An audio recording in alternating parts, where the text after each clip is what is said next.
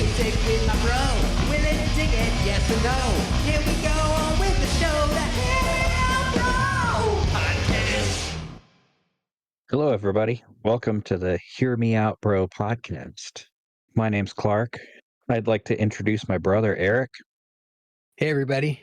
Welcome to our 6th episode.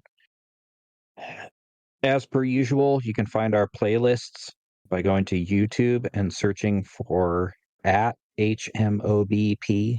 You can find all our playlists, and if you'd like to listen along, you can pause the podcast and listen to the song, or listen to all the songs afterwards, or listen to them before, whatever works for you. And yeah, hopefully we're going to start posting the podcast there on YouTube as well. So you can do some one-stop shopping, listen along, and then check out the pit playlist kind of right there in the same place. You can also get in touch with us at Hear Me Out Bro Podcast, all one word, at gmail.com. Have questions or comments or song suggestions or topic suggestions or anything like that. So far, most of our listenership has come from word of mouth. So tell a friend, tell an enemy. We don't care as long as they listen, as long as they're into music. Get the word out there. If there's somebody you think would enjoy this podcast, share it with them. We'd appreciate it. Yeah. And go ahead and, if you like it, leave a review. We'll have a little more information. We're going to have our first ever prize drawing. We'll talk about that more at the end of the episode. So leave us a review. That would be awesome. If you got a couple bucks lying around, you can't think of anything better to do with it, feel free to help us out on Patreon. If you like what you hear, you can find us by going to patreon.com/Hear Me Out Bro. You'll find us there. Yeah, we have a couple tiers, like a $1 a month tip jar thing. And if you want to up that to $5 a month, we'll give you our Discord server so you can join us for our live recordings. If you want to hear all the music in real time and hear all goofy rabbit holes and stuff that we end up cutting out of the episode. Yeah. If we don't go off topic enough for you, support us on Patreon. Yeah. It'd be fun to have a little community going and stuff. And yeah. Episode 6. This is our second installment of our metal month.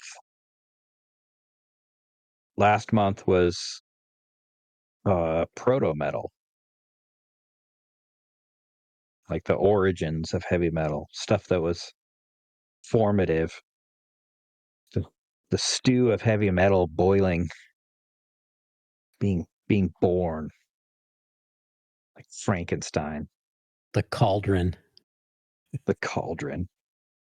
So we figured we'd keep it a little bit chronological, and this week we're going to do classic metal. Yeah, hopefully you've had a week to limber up your index and pinky fingers. Yeah, usually I have a ton of show notes and do a bunch of research and stuff, but like this one, I'm just going to kind of kick back, and we each contributed songs to this list, and we're just going to share them and just kind of get our seat of the pants reaction and just kind of enjoy this one. Yeah, see how it goes. And we hope you enjoy it too. This is my favorite kind of music, just like in general. It's what I was raised on. Yeah, we're going to embrace our inner Hesher teenager. If you've ever seen that interview of like the guys pre-gaming in the parking lot before a Metallica concert, the guy's like, Metallica's the best band in the galaxy, man. Yeah. We're going to embrace those kind of vibes. Oh man, that reminds me of this story. I was talking to David last time he was here, and we were reminiscing about this like going to see Rush, like kind of earlier on. And a guy had come and like set up his drum set in the parking lot and but just like playing a drum solo. It's like, Nice. come on, dude. Kind of rad though. I mean, if you're gonna do that, do it at a Kind of Rush rad, concert. but I don't know. It's a little cosplay, I guess. I don't know. Yeah, well, like you're gonna have a higher percentage of drummers and drum nerds at a Rush Yeah, concert. So for like, sure.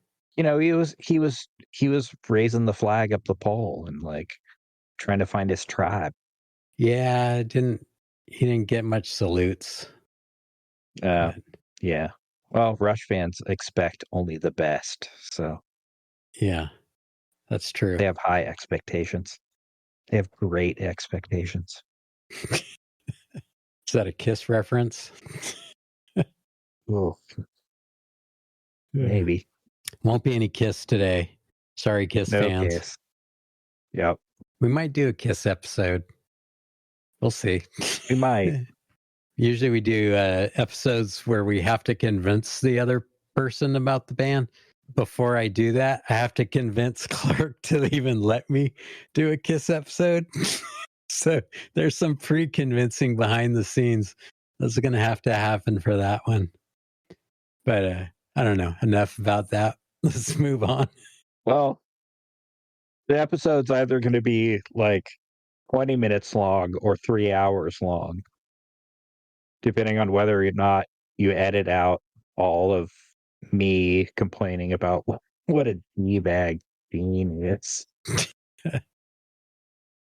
Yeah, it'll be long because I'll be talking about how rad Ace Frehley is. That's true. Yeah. Yeah, can we just talk about Ace Frehley And Peter Criss. and Paul Stanley? Paul Stanley's cool. He's a good singer. Yeah. Yeah. Gene's cool too. He's just a bit of a cool I bag. think he's cool. Yeah. He's both.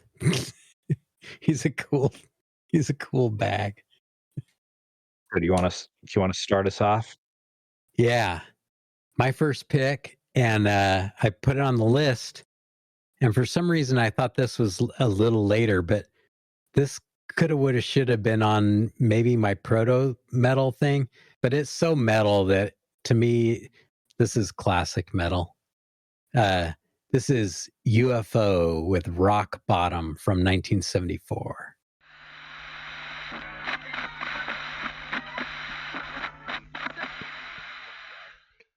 Schenker rules.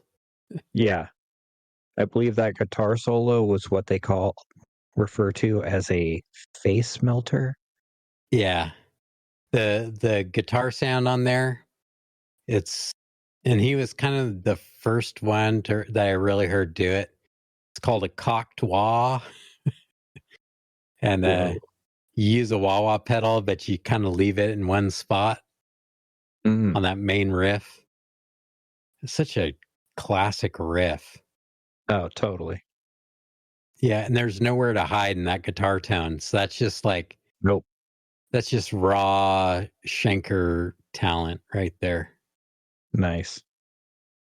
Definitely. I never ever wore spandex back in the day.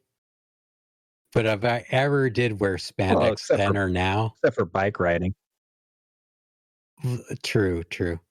If I ever did wear spandex on stage, then or now, it would be striped spandex like Pete Way. Yep. Or like Peace of Mind era Iron Maiden. Yeah, I think that's why he wore striped spandex, was because of Pete Way. Why can't they make white clothes that are stripy like that? It takes a bit to pull them off. They can wear like striped tube socks. Yeah. And trainers. Yeah. Ride the bike. Go for the whole 80s. Oh man. Well, there's bands that dress like that nowadays. Oh yeah. That's part of what I love about Grand Magus. Like they still dress like that. Oh man. Anyway, UFO, man. I remember Greg LeChaminade, who, for lack of a shorter explanation, basically a youth pastor in my life. He was like the young men's leader at the church. And he found out that I was into hard rock and early heavy metal and stuff. And he was like, "Yeah, I got a couple milk crates worth of vinyl, and I'm cleaning out the garage, and I don't really have a record player anymore, but why don't you come check them out? So if there's anything you want." And Yeah. it's that album and Force It and like a bunch of other classic stuff. And it was Oh like, man. whoa, who are these guys? He was like, "Oh yeah, UFO. Gotta Nice. check them out." Like, okay, Yeah. Tommy Bolin. So speaking of Tommy Bolin, I was just going to mention him. Sort of like how I love James Gang with Joe Walsh in it, and I love Mhm. Tommy Bolin. But once Tommy Bolin joined James Gang, they kind of sucked. Right. But they were super rad when Joe Walsh was in it. It's kind of like my next pick. I loved them when that guitar player played in that band. And I love Michael Schenker in UFO. But I Mhm. didn't really care for Michael Schenker when he went into my next pick for a little bit. Huh. Yeah, it's one of those weird things. But I'm Yeah, not one going to of give those away my next pick yet. one of those Van Hagar situations. Yeah, like I love Sammy. I mean, Right. Montrose is one of my fave bands of all time. Yeah. And Van Halen's one of my favorite bands of all time. Right. Oh, I had to look down because I'm wearing a Bad Company shirt, but I was wearing my Van Halen shirt earlier today. Nice. But yeah, Van Hagar, I never Yeah, they got didn't into do it that. for me. I don't know. Maybe that's one of those ones I'll get into a little later. Revisit. Yeah, what was the term we came up with before? We have yet to Right. enjoy them. Yeah. Well, I don't think they really enjoyed being in that band either, to tell the No. truth. Yeah. Seemed like there Maybe was some tension for a going on. little while there. I mean, they wrote some Yeah. great songs. True. Yeah. But we're talking about heavy metal today. Yeah. And not Sammy Hagar's heavy metal.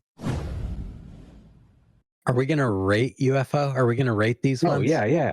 Okay. Rock bottom. Jeez. Yeah. Like classic, like what a heavy riff. How long was that guitar solo? Oh, probably 2-3 minutes. Yeah. Significant chunk of the song. And it's a face melter. Yeah. Like it's not just him noodling on the guitar. It's like, whoa, holy crap. Yeah. This is incredible. Let me hear the riff one more time. Yeah. Just that opener. Listen Yeah. for the cocteau. Yeah. And it's like they start the song with that and then the drums come in. Yeah. Like, And that man. bass line, it just totally boogies. Yeah, totally. Yeah, I'll give that an 80. Cool. Yeah, I'll probably go like a 90 on that. Nice. I really like that song. It's not my favorite song on the album. I like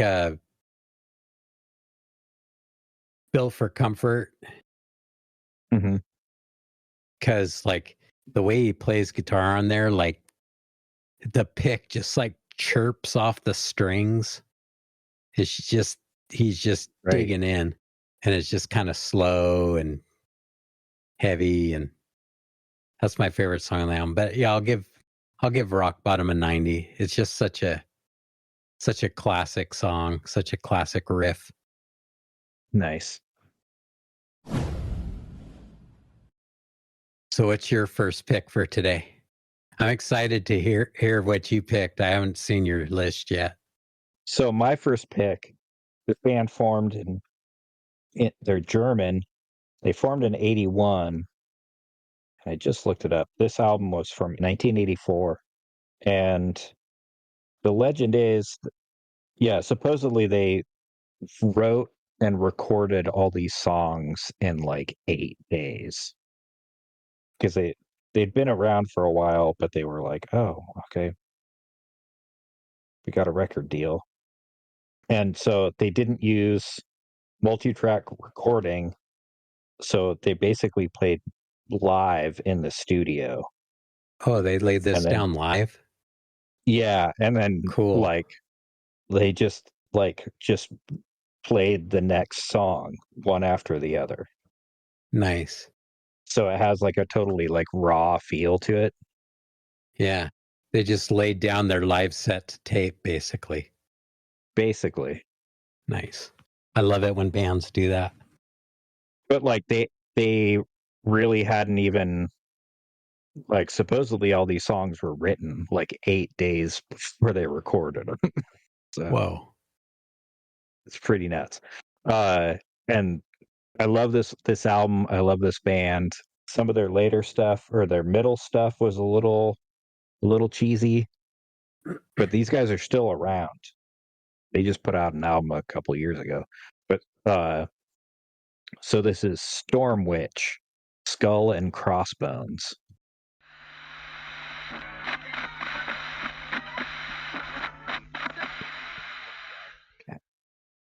I like that guy's voice. Got Right? cool voice. Yeah, sings cool. Yeah, I love the internet. Like, because like that album probably would have been near impossible to come across. Like when I was a junior in high school. Totally. Yeah. Yeah, Yeah, I never would have found those guys without the internet. So, yeah, and now they have a patch on my battle jacket. yeah. They would get a lot of imports at like Rebel Records and stuff like that, but you had to get like some obscure fanzine or know some other people. Yeah, order stuff out of the back of some fanzine to get records like that back in the day. Right. And it's like, look at that album cover. Could you imagine bringing that home and dad finding that? Yeah, that Walpurgis Night, man, that's a classic album. Totally. So, like most of the other songs of that album kind of sound like uh early Iron Maiden. Uh-huh. Like they're a little more evil and about spooky topics and stuff, like minor key kind of stuff. But that Yeah. one is like Dickinson era Maiden. Like it's more up tempo. It's a little more like soaring and like Yeah.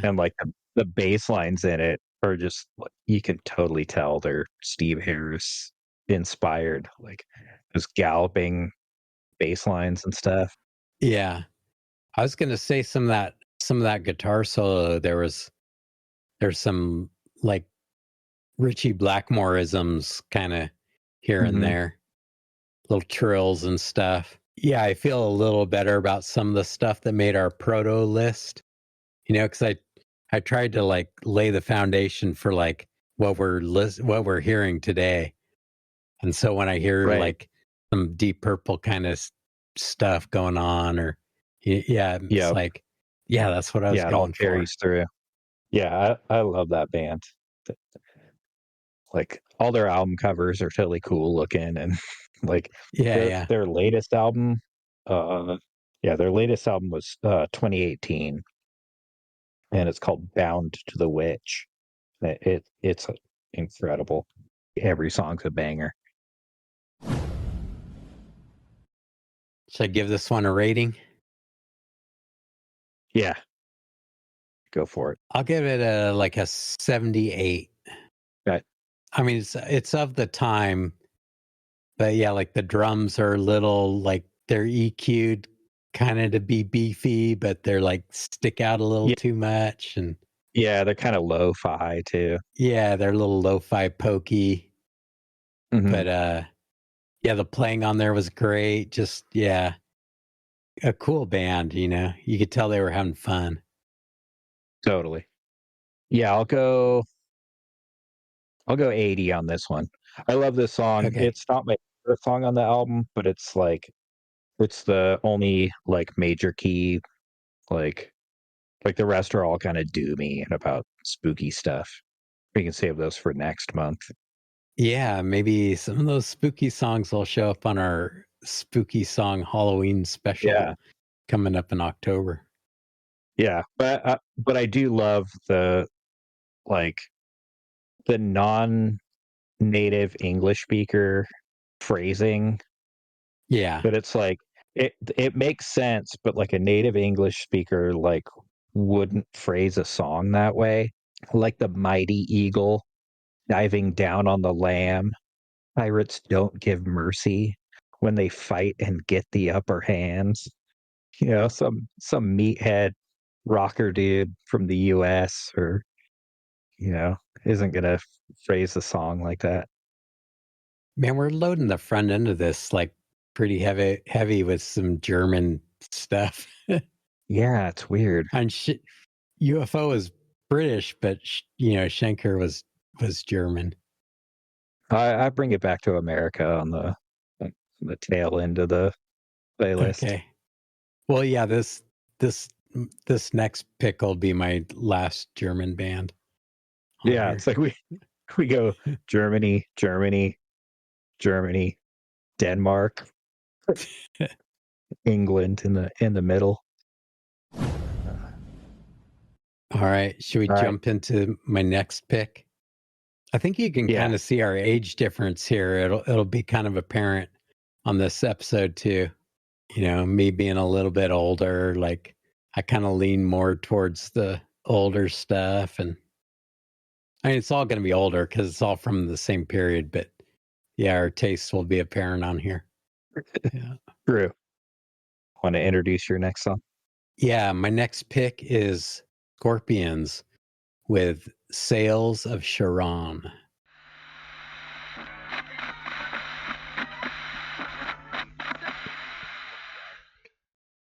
Rad. Totally. Did I say Schenker rules? What I meant to say was that Uli John Roth rules.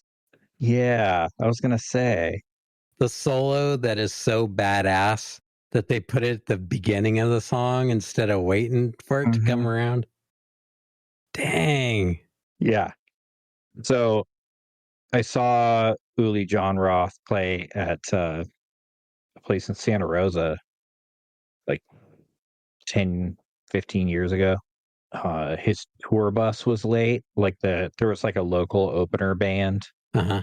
And they were like, yeah, we don't know. Like their tour bus broke down. They're gonna get here as soon as they can. And so like this local band that like, you know, didn't have a record deal, they just like were like, we could do our set again. They did their set again. And then like they just started playing some like standard rock and metal songs and stuff.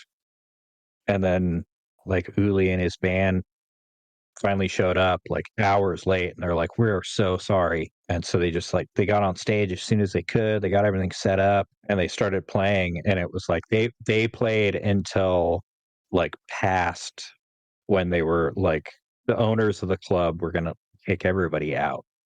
Oh man. Like including the band. Just like you gotta go. Like somebody's gonna call the cops, like noise ordinance, like it's like 3 a.m. Like you guys gotta go. Man. And he's like, these people like paid to see us. Like we want to give them full show. And so like at the end, like he played a bunch of his solo stuff and stuff, and then at the end of their set, they played that song. Oh man. Like, oh, holy crap. Yeah, we're not a history podcast. I'm not exactly sure who the Phrygians were, like modally speaking, music wise. That's the Phrygian scale for the most part. Okay. That whole solo. And man, so rad. Totally. Yeah, I don't know who the Phrygians were, but they came up with some cool musical I'm familiar scales. with the Stygians and the Frisians. Maybe it's like a combination of them, or maybe you put them both in ice water, they become Phrygians. I'm not sure. Yeah. Anyway. isn't that when what's his name was singing with Uli John Roth? The guy from Inglorious is the band. What's that singer's name? Nathan James. Nathan James, yeah. I think Nathan James was singing for Uli back then. Yeah. James also sang for a time with Trans-Siberian Orchestra and worked with Scorpions guitarist Uli John Roth. Yeah. That guy's a killer singer.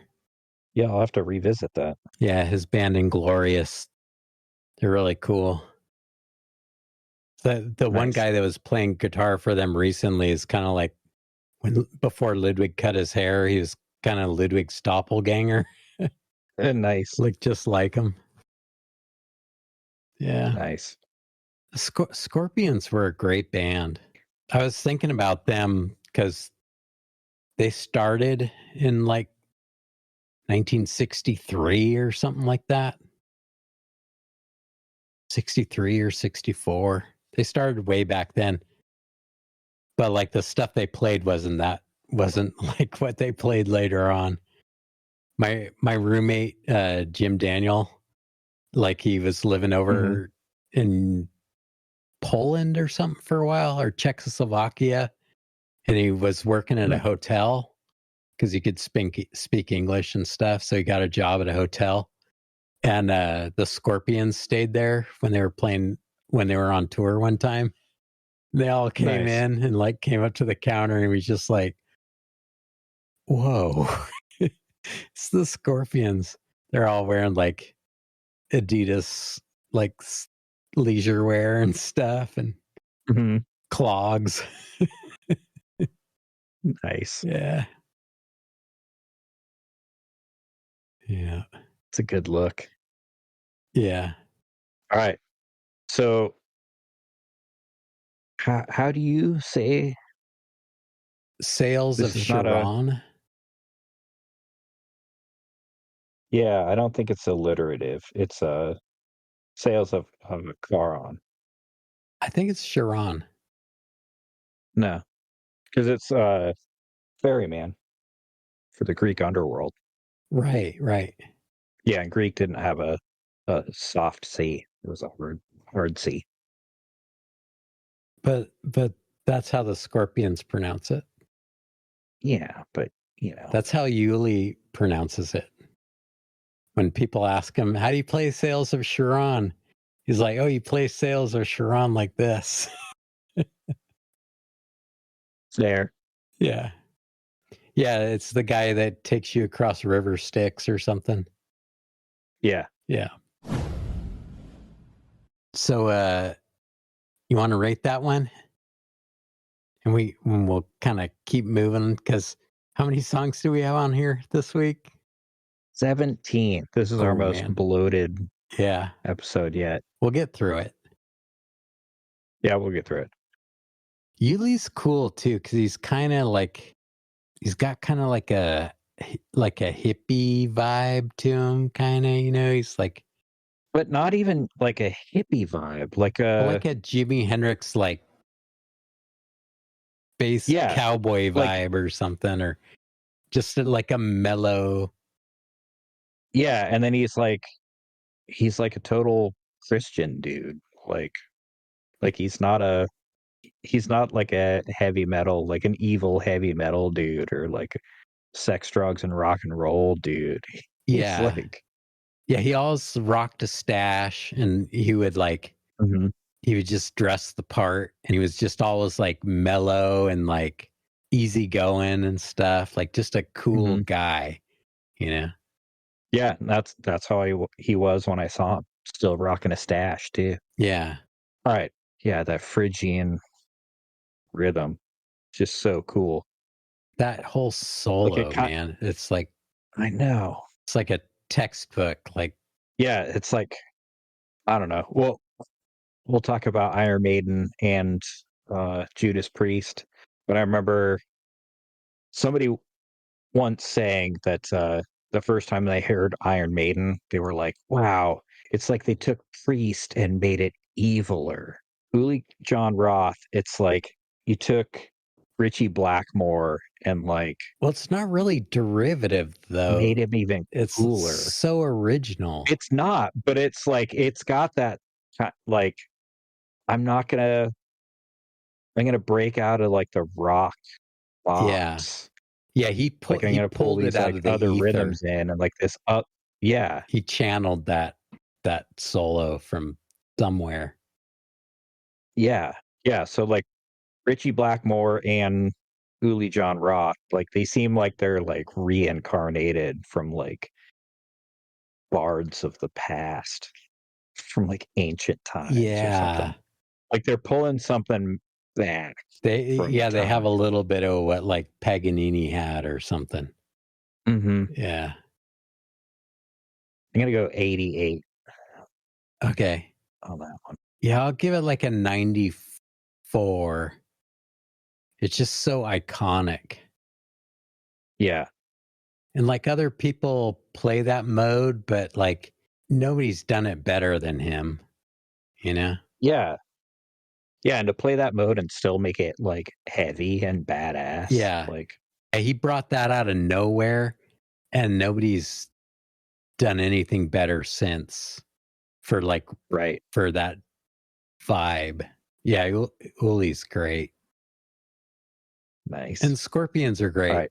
You know, we've been talking about Uli a lot, but Scorpions, man, they had it. Oh yeah. Yeah.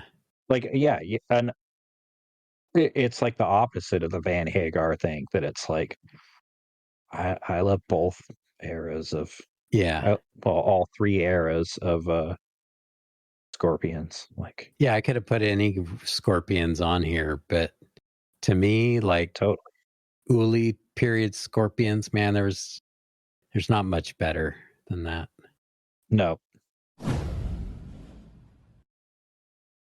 All right. So what's your next pick? So we're going from Germany north, but not too far north, to Denmark for Curse of the Pharaohs by Merciful Fate.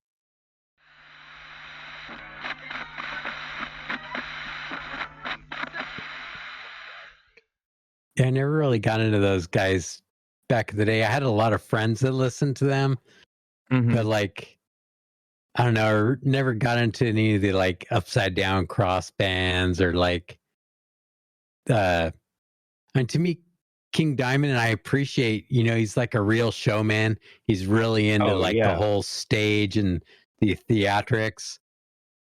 And to me, that's like an extension of like the shock rock, like Alice Cooper kind of thing. Just taking it taking it a few steps further. Yeah, and it's like he's kind of a gimmicky singer, like he does that scream, that super high pitched scream. Well, when I was in high school, that was like a big thing. Right. You know, it's like the metalheads would like greet each other in the hallway by doing their best. You know. And you know, it can be a little off-putting, and like it can, like for me, they're not my favorite heavy metal band, but like 80% of my favorite heavy metal band. Like if they had an extra like 15 to 20%, they would be my favorite heavy metal band. Because like their songs are all badass.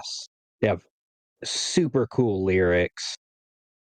They're super heavy, but then it's like he does that super high pitched scream, and it's like it's kind of out of place because like he has like a really powerful voice. Like his regular singing voice is like is pretty rad. Yeah, I never cared for him that much, but I heard him last year sometime, an interview with him on the Talk Louder podcast, and it was a really good interview. And he just seemed like a pretty cool dude. Right.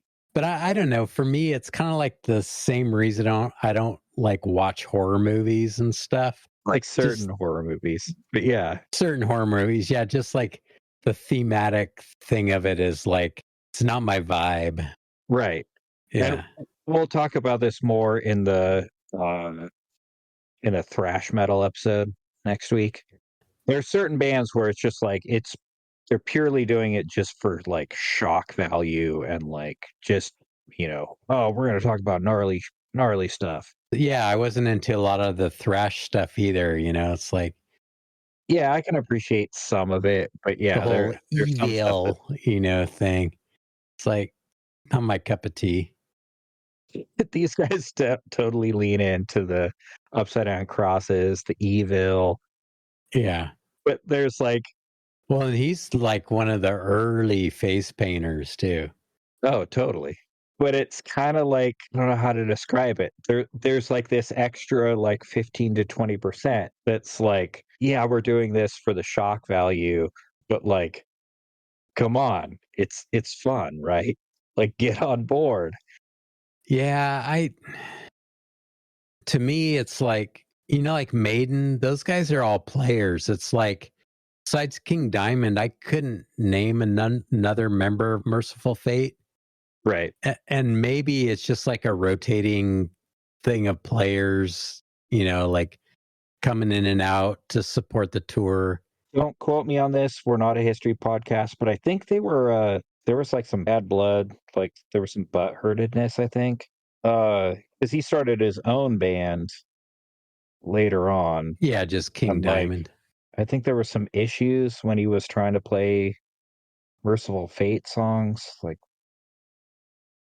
I don't know, I can't remember. I just remember there was some There was controversy. some kind of conflict there or something. And I guess that's why he hasn't been on tour for a while, but he's like, or he had to have a tour canceled or something. There's a lot of good info in that Talk Louder podcast. He kind of explains like what's Okay. held him back and what he's been gearing up for. And he's hoping to come back with like the whole thing. Like, sounds like he's got some of that stuff straightened out. Right. He's got to be pretty old by now because he's been doing it a long time. Long time. Yeah, 68. To me, like the music is just like a vehicle here, Mm-hmm. It's like there's the concept, there's the lyrics, there's the vibe, there's the theatrics. It's kind of the King Diamond show. And the music's just kind of like a vehicle for him to put on the show to me. Like, there's not like a super interesting hook that like really grabs me or like some kind of stellar technical aspect of the music where it's like, whoa, they were doing that thing. Yeah, I kind of look at it more from the musical point of view. And to me, it's just kind of a vehicle to like carry all the stuff I don't really care about. Like, I love a good lyric, Uh-huh. and he is a good singer, I like the parts you don't like with his like little screams and stuff. That's the part I actually like the most out of it all. Fair. Yeah. Yeah, and see, like once again, we're showing our age difference that it's like I don't remember a time that wasn't in the middle of the satanic panic.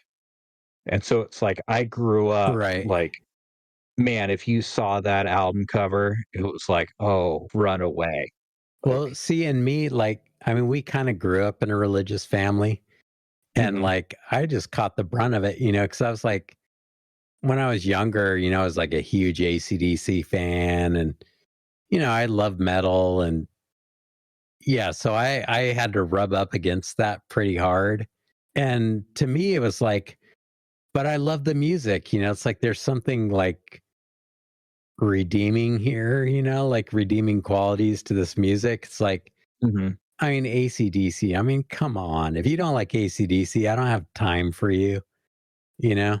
Yeah, and then they were super popular, Yeah. rightly so. And so they like took the brunt of it. And so like Right. but what I love about bands like Merciful Fate and some of these other bands, that it's like they're like, "Oh, you think AC/DC is satanic?"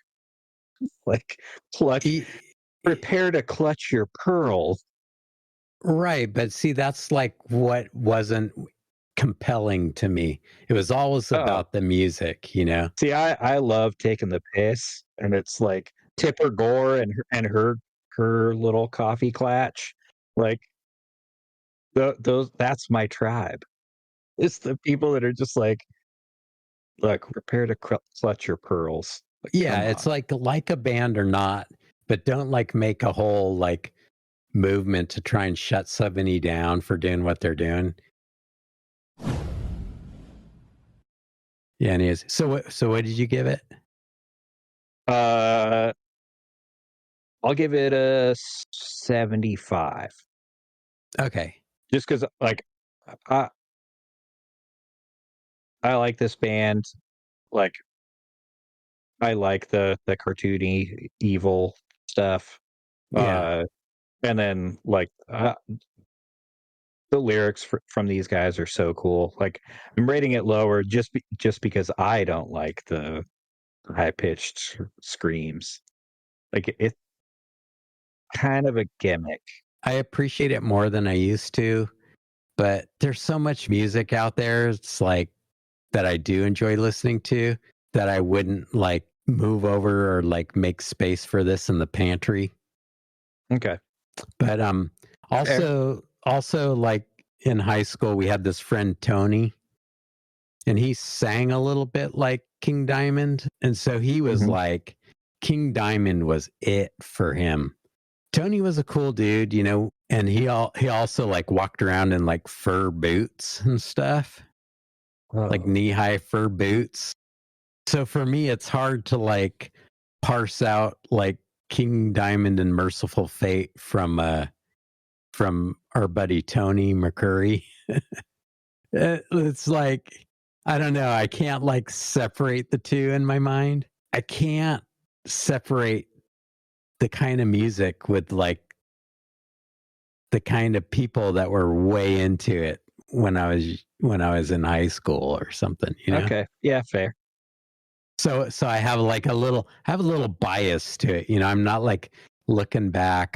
That's why I say I appreciate it more now than I did back then. Because back then it was Right. like, yeah, I don't know. Yeah. It's like there's heavier bands, there's like more virtuosic bands. I'm not gonna get any guitar osmosis by listening to this stuff. You know, it's Right. like, yeah, give me something with a little more flavor. Yeah, and furry boots will come up later on in the playlist again. Nice. Should we move on? Yeah. Yeah, this next song is Raven, Break the Chain.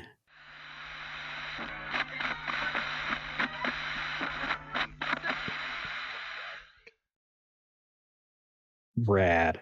So there's Raven, British band. I appreciate the gang vocals. Yeah. I like that little weedly guitar thing, you know, Yep. like the little pinch harmonic thing. Yeah, I always like these guys for some reason. And their big tour that they were on was one of the in '83, I think it was. Their album at the time was called All for One, and it had like, you know, like the Three Musketeers swords up. Nice. And the tour became Kill 'Em All for One. Metallica was the opener for these guys, like doing their Nice. US tour. Yeah, they're like a new wave of British heavy metal. Yeah. I was almost going to save them for that episode, but this this song in particular just reminds me of like, you know, back in the '80s. Well, and like I've I've heard these guys before, but I don't think I've heard this song in Well, these guys forever. have been But playing since then, I kind know of. somebody I just saw live covered that song. Oh, nice. Like, I was like, wait a minute. I know these gang vocals. I Yeah. shouted along with these gang vocals. It's not the best song on my list, but it's classic metal. Yeah. Well, and it's like it's so classic that it's like that. You mentioned the Weedly guitar. Yeah. That like it's so classic that it's like, you know, if there was like a commercial with like some stuffy school teacher or like librarian, Yeah, yeah. they had to like, hey man, don't tell us to shut up. We're chewing fruit gum or whatever. Like if there was like heavy metal, like a blow the doors off heavy metal song, it would sound like this in an 80s commercial. Like, Well, these guys had all the best elements of what came out of the hair metal stuff, but without all the problematic stuff for me. mhm, Yeah. They were just fun, you know. all the oily cheese. Yeah. Yeah, that Raven was just a fun band, and like later on they were on a label in New Jersey, and I think they might have like moved over here Huh. to do their later stuff. I'm not 100% sure on that. But they started out as, like part of the new wave of British heavy metal. So why does that album cover say with Udo Dirkschneider? I think that was just to help him get traction at the time. Okay. Like maybe he did something on there, or he was in the band for a short period. Okay. So I'm not 100% sure on that one. Udo's going to show up in the next episode. Oh yeah, for sure. Yeah. I also remember I was at a party one time, and like I was a younger kid, and I always kind of like looked up to the older people because they had like more life experience to me in my eyes, and like had interesting things to talk about. And I remember being at a party one time, and these two like cool like metalhead dudes, like we were just sitting around talking, and these two guys like Raven started playing, and they started talking about how they were out driving late at night one time, and they like rolled their truck, and they were listening to Raven, and like they rolled their truck, and they were just like totally messed up, and Raven just kept playing, like the tape just kept going on autoplay or whatever, or they were Mhm. like waiting for the ambulance to come. And so like, but they still liked this, like it just like brought all these memories to them, and like hearing that story, it like kind of became part of like the tapestry of how Raven got like woven into my brain cells or whatever, my memory Right. That banks. they could be like overlaid over somebody's worst day, Yeah. but then that person still doesn't associate them with that negativity. That they're just like, Right. yeah, Raven's still badass. Well, it was just like a punctuation, like how when they put music in a movie to Mhm. like heighten the scene, or like, Right.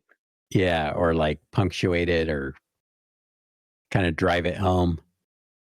Those two dudes had their soundtrack Yeah, of it's their like life. cinematic, listening Nice. to them tell this story while we're listening to it, that was part of that scene that they lived Crazy. through. So I don't know, just another Raven memory. Nice. So, yeah. Yeah, it's killing me. I don't remember who just covered that song. It was like, oh, that's who that song. That's cool. Oh, cool. Well, yeah, that's why I put it on the list, but I don't know. You want to throw a rating at it? Yeah. I'll give that a solid 1980. Oh, cool. Okay. That was good. Yeah, I'll give it an 80. Yeah. I'll match your 80. Yeah, just because it's like it's so bullseye. Like it's the red dot of classic metal, like that Wheatley guitar. Like, it's got Yeah. all the ingredients for being just like, yeah, like archetypal classic metal. Yeah. Gang vocals, like, yeah, Yeah. Like, it's I mean, cool. I wouldn't cover that song, and I like listening to it. It's fun to listen to. It's just fun. Yeah.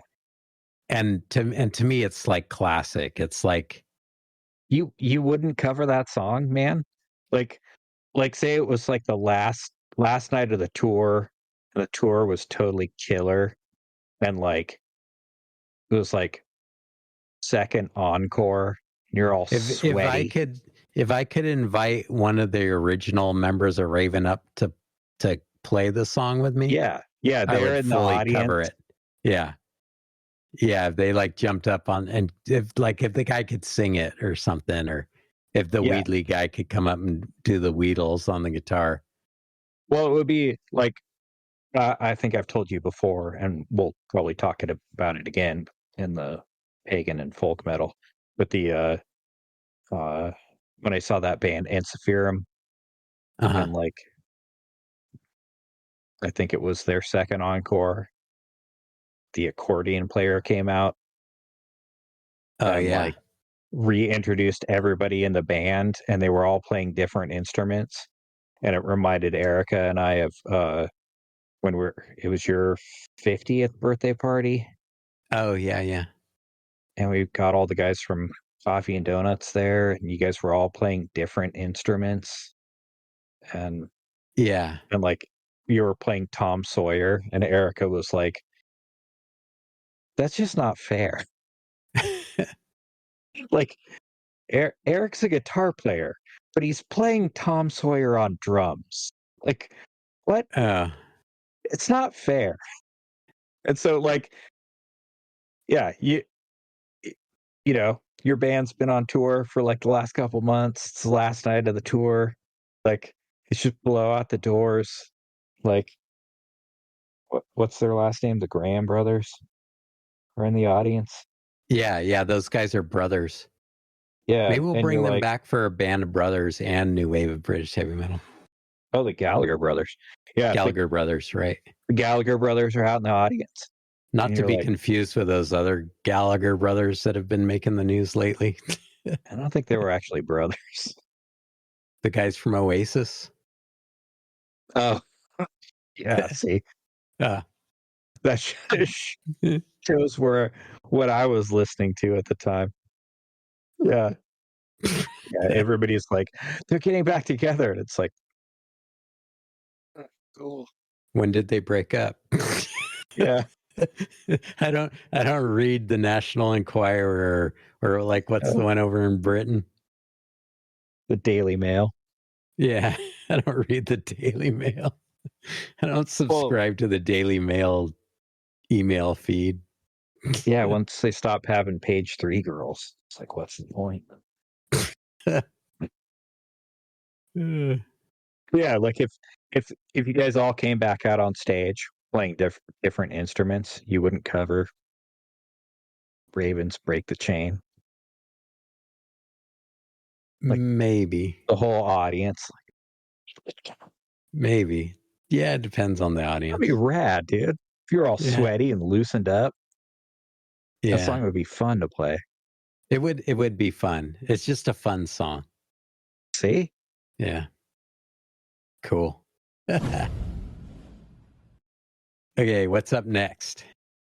So up next, it wasn't on purpose, but it was a weird coincidence that as I was adding everything to the playlist, and I was like, wow, this is like a Euro heavy playlist so far. And I was like, oh, well, yeah, we're gonna have some other stuff. But then I was like, oh wait, here's an American band. So this is White Witch by Sabotage. Nice.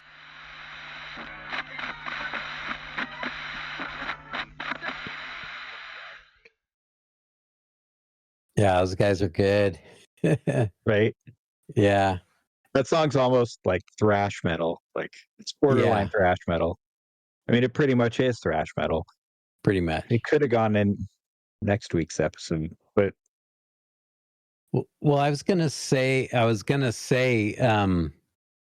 like we talk about regional bands and stuff. Like, there's a lot of metalheads down in Florida. You know, like I think those guys kind of have like that Florida sound Mm-hmm. a little bit. Maybe I'm wrong, but like, yeah. Yeah, it's definitely an East Coast thing. But Yeah. like, do you know what an eau de vie is? No. It's like an alcoholic beverage that like captures the essence of something. Uh-huh. Like it's like that thing distilled down into like there's a distillery in Alameda called St. George, and they do a pear brandy, and it's a Bartlett pear eau de vie. Hmm. It simulates the experience of eating like an almost too ripe Bartlett pear, like so Uh-huh. juicy you have to eat it over the sink. Right. And it's just like it's all those flavors and smells, like the stem and the skin and like the whole thing. And so I've never done cocaine, but I imagine that that song is an ode V to cocaine because it's about Oh man. cocaine. It's the White Witch. Yeah. It kind of simulates like you're all manic, and it's just like I love those lyrics, like the chorus, White Witch. Like it's just so manic and Scarface era metal out of Florida. yeah, but it's just like it's so like high tension and like manic and Yeah. frenzied. Like, Yeah. Yeah, you might be onto something with that. well, I mean, it is like they've said in interviews Oh, that okay. that's what the song's about. Got it. But it's like it's still a cool song, and that it's like it's all scary. Yeah. Don't let her in. She'll ruin your life. Yeah. Oh, and I'm sure they saw that all around them back in the day. Yeah, well, I'm pretty sure they were speaking from experience too. Like, Right. Well, like and like next week as we get into thrash metal, people always underestimate like how much meth was a thing in early like speed metal. I mean, speed oh wasn't yeah, just fast, speed was speed, like it was like everywhere. Like when the thrash metal stuff was coming up, everybody that I knew that was into thrash metal was also into meth. right. So like to one degree or another, either really Right. bad or not quite as bad. It was definitely a part of that whole scene. Hmm. So Sabotage. I think those guys are still kind of doing it. I think like later on they got a little more kind of cinematic or something with their sound, like had keyboards come in. I think Yeah. they're connected to like Trans-Siberian Orchestra somehow. Really? Yeah. But I've seen later Sabotage stuff. Like, and the guy's a great guitar player, but some of their later stuff is a little like flashy and like glitzy and like really produced. So yeah, yeah. No, Yeah. this is really the only album of theirs that I like Yeah. or that I'm into. Yeah. It's kind of like AOR, but it's like a little too heavy to be AOR, but it still has like the Right. keyboards and it's very, like very musically proficient, but like almost kind of to like a sterile degree. No, I weird. mean, you can hear his guitar stuff going in this song, Right. like for sure. Yeah, I and mean, it's like it's like, the singer does have like a vocal gimmick, like he does the little thing, yeah, yeah. but he only does it once in this song instead of like Every every chance he line, gets. every chance he gets. Yeah. Because like Hall of the Mountain King, like I was like, oh yeah, Sabotage. I gotta have a Sabotage song, and it was gonna be Hall of the Mountain King, but I was like, okay, my last song was Merciful Fate. Can't have two squealy guys in a row. Right. I'm like, but I still want to. Oh yeah, White Witch. Yeah, Yeah, that was sounds a good even choice. That was a cooler. good pick. What do you think of White Witch by Sabotage? I liked it. I mean, it was kind of approaching thrash metal, but Mhm. it's also not quite as punk or raw as some of the thrash metal was. And like a Right. lot of the thrash metal guys would probably be like, Sabotage, no way, dude. These Right. guys have perms or or Right. whatever. Yeah. They're not wearing black denim with tennis shoes. Yeah. Yeah, that guy's wearing like a sequin blazer or something. Yeah. Yeah. Has lace cuffs. But I like it. I mean, those guys are really they're getting after it there. Oh yeah. Yeah. Yeah, like that. What's the name of that album? Is it? Oh, it is just Hall of the Mountain King. Yeah, that whole album is fantastic. Yeah, I'll give it like a 82. I'll give it an 82. Yeah, they're really getting after it in that song, and like Yeah. the lyrics are cool. Like some really shreddy guitar in there. Shreddy guitar doesn't always do it for me, but it fit the song, Mm-hmm. So kudos, Sabotage. Oh yeah. Yeah, here it is. The lead up to the Hall of the Mountain King is a song called Prelude to Madness. And that arrangement was re-recorded by Trans-Siberian Orchestra. Okay. That's the connection. Yeah. I'm gonna give it an 87 for Cool. the year it came out. Nice. Because it's like Hall of the Mountain King is amazing and more classic metal to me, but yeah, White Witch is just like it's so aggressive and like yeah, it's kind of the powerhouse of the album. Yeah, I like that song. Like Hall of the Mountain King is probably like what they're known for Yeah. because it's it's a bit of an epic. Yeah, and it is what it is. But like this is just like a good metal song. Yeah. Yeah, straightforward, standalone. Yeah, I'm curious to I never really delved too deep into the whole Florida thing. I mean, it seems so far away. But they had a whole scene down there. Yeah. Yeah, I guess they were There's probably huge. some rich digging in there if you want to rabbit hole Florida metal bands. Yep. Next up. Yeah, I just picked this song because I like it. I mean, where do you start with these guys? Oh yeah. We'll talk more about it after the song, but my next song is Iron Maiden with Where Eagles Dare.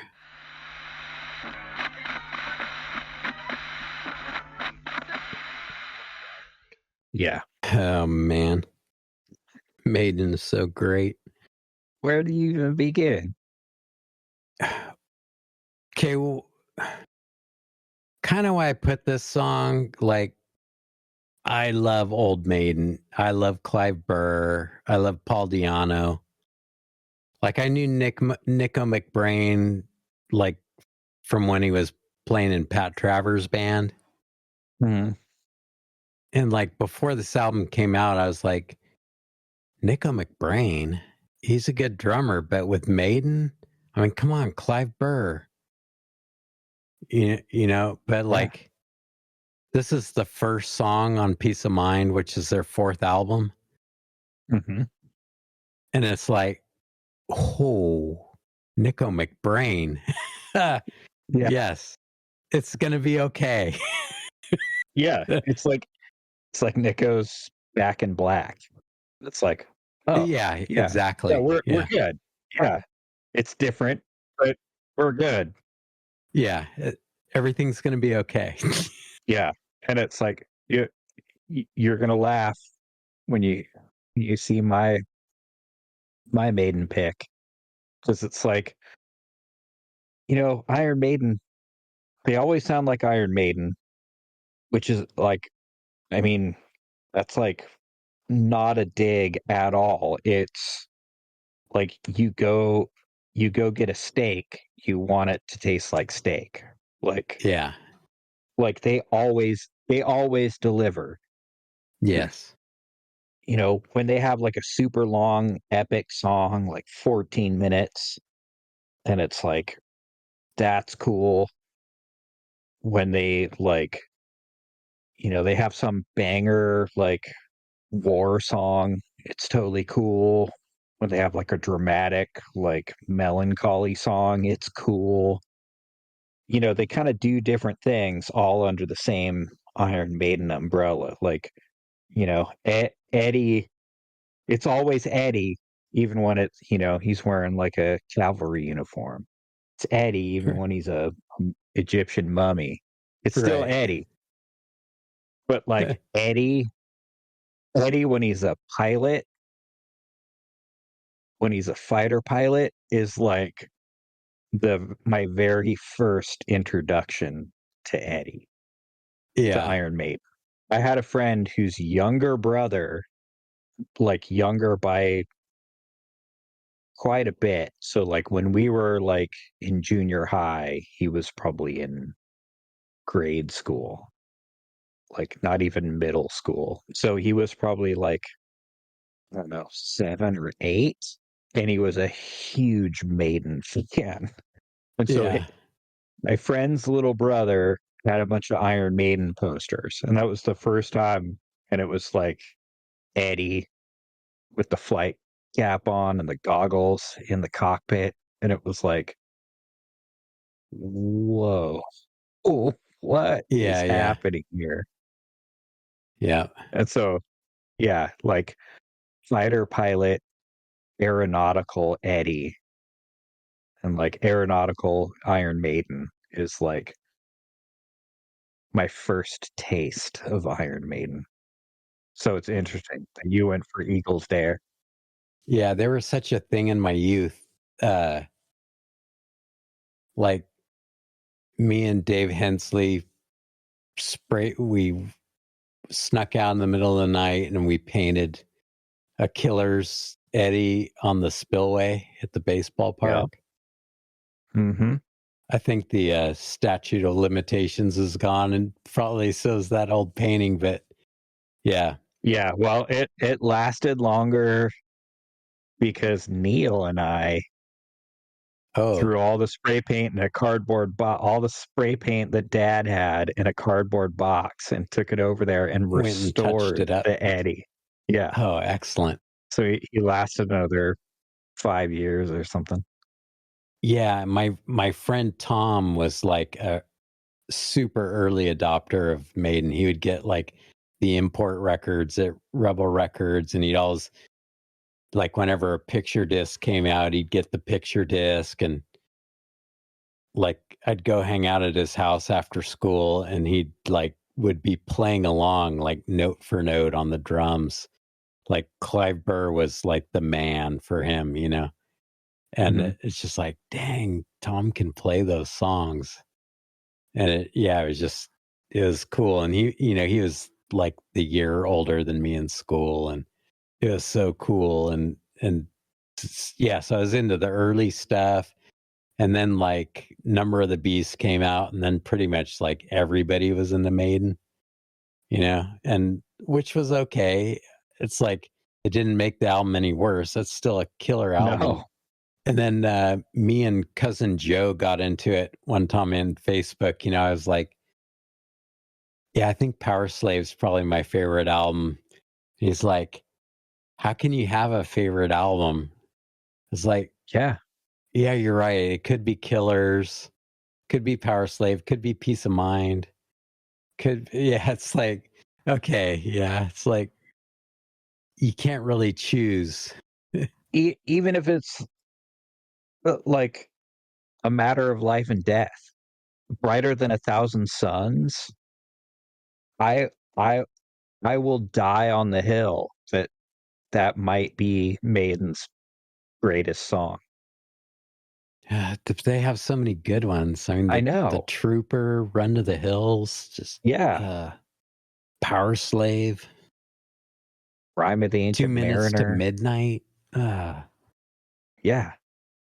I mean, I mentioned it in last week's episode. I have Wrathchild as my ringtone, and that's not Right. going to change. It was on my last phone. It's on this phone. It's like, Back in the day when you had to pay like 99 cents to have a ringtone on your cell phone, uh-huh. the first one I ever paid for was the Trooper. Oh man. Yeah. Yeah, just those guys are legend. Yeah. And it's like they're still around. If you're listening to this and they come to within like 2 to 3 hours of where you live, go see them. Yeah. Like, it will be one of the best concerts you ever go to. I've seen them 3 times, and it's like, holy crap. Like, the first time I saw them, they apologized because the Shoreline Amphitheater wasn't big enough to have their full show. Oh man. Like, the Yeah. stage wasn't big enough. And Oh it man. was yeah, and if and when we do an entire Iron Maiden, uh, episode, There's a I'll tell couple the story. slated. Well, they'll show up again in New Wave of British Heavy Metal, of course, Yeah, when we cover that. so we should do a Old Maiden episode. Well, when we do the old versus new, one of those is Maiden, so it's going to be Old Maiden versus New Maiden. Oh, yeah, that's right. So I'll cover like the first 3 albums, and then you can cover like thereafter. Because I know Bruce is your guy. I mean, I love Paul too, but it's just like, Yeah, I mean, Bruce, yeah. like, I love Bruce too, but it's just there's no bad version. A lot of bands, there's like, right. oh well, that lineup was not the best, but man, Maiden never had a weak point. Yeah, but it's kinda like the opposite of, like, a Van Hagar situation, because it's like, I have half a dozen Iron Maiden T-shirts, seen them in concert 3 times, I listen to them all the time. I was hanging out with my friend Mario one time, and we were talking about how we have like, he and I have there are some bands that he likes that I don't like, there are some bands that I like that he doesn't like, but there's, like, we were drawing this kind of Venn diagram between the 2 of us, and then we were talking about this conversation that we had with our mutual friend Ryder, and how, like, Mario and Ryder like some bands that are similar, and Ryder and I like some bands that are similar, but, like, they aren't the same bands, and so Mario's girlfriend was like, "Well, is there any band that, like, all 3 of you guys like?" We thought about it, and it's like, well, Iron Maiden. We all like Iron Maiden. Yeah, yeah. They're like the Tom Petty of metal. Kinda. It's like the one band everybody can agree on. It's like, yeah, they're good. Well, AC/DC is kind of another one. There's some later albums in there. Yeah, there's some later albums that don't really hold up. But like I didn't have AC/DC on here. Like some people might say, oh AC/DC is totally metal. To me, they're not. They're like a rock and roll No. band. Yeah, they're a rock band. Yeah. So I Perhaps the didn't greatest include them on rock here. band. Yeah. But yeah, like you said, but it's like if you don't like Tom Petty and the Heartbreakers, like you don't have a soul. Like you either haven't Right. listened to Tom Petty and the Heartbreakers, or like you might be a robot. Well, if you're going to do like an introduction to metal for someone who had never heard metal before, if Mhm. you played Maiden for them and they didn't like it, like just stop there. Right. They're not going to find any metal that they do like. And it's not worth wasting your time. Like, oh, well, maybe you'd like this metal, like if they don't like Maiden, they're like a lost cause. So I picked the song. You got to rate it first. Yep. 95. I'm right around there. It's like, do I go 96 or do I go 94? It's like, which way do I want to pull it? I'll go 96. We'll just let it fall where it is. I almost went 97, but I was like, I don't want to be like the fanboy and just like, no, yeah, every song is a 97, 98. Oh, yeah. But it's like that's kind of how it is with Maiden. Like, I dig this song. It's a good one. Like oh yeah. when I'm out doing something and my MP3 player's on shuffle and like that song jumps on there, it's like, oh yeah, let's turn this up a little bit. Volume's going up. For sure. Yeah. Yeah. Cool. Well, on a very, very similar note. Oh, do we have a twofer on here? Yeah, we have two twofers in a row. Whoa. Yeah. Nice. That's how classic our classic metal list is. So on a very, very similar plane, this is Plain. Aces High. Oh boy. Here we go. Iron Maiden.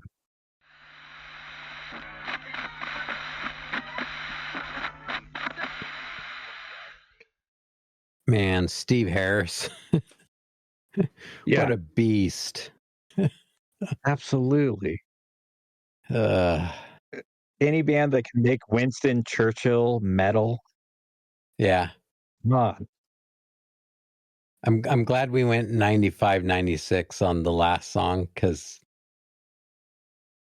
yeah, this one's gonna like hit the top. It's gonna ring the bell. Yeah. I'm just gonna give it a 98 now, and we can talk about the rest. I'm gonna give it a 98 as well. I mean, it just Okay. it gets that good, but it doesn't get better. Like it's Right. I wore out my vinyl LP of Power Slave. Mhm. And when I find the right one, the sarcophagus Eddie head is going on my battle jacket. Like, yeah. what Maiden thing am I going to put on my battle jacket? It's going to be the sarcophagus Eddie face. Right. Hang on one second. I'll be back. Yeah. For all you that are considering joining our Patreon so you can see us record this live, here's my battle jacket. Who's that guy? Nice. Pharaoh Eddie and Trooper Nice. Eddie. Sweet. Right next to each other. Yeah. And then I've also got the Book of Souls. Oh, Eddie cool. on the front. Nice. Yeah, they're so good. They're on my battle jacket 3 times. Nice. Yeah. Oh man. I remember when my daughter was getting into fencing and I played Flash of the Blade for her. Mm-hmm. And it's like both my kids have been like metalheads since then. Like since they were like little kids. It's like, whoa, okay, you're learning fencing? Check this out. Yeah, I mean, I always played metal around the house and stuff, but it's like, Right. Yeah, it's like, oh, you're into fencing? Check this out. Yeah. Yeah, yeah, my son now is like way into power metal. Like that's his favorite thing. I don't think there'd be a Sabaton, if it weren't for songs like this one.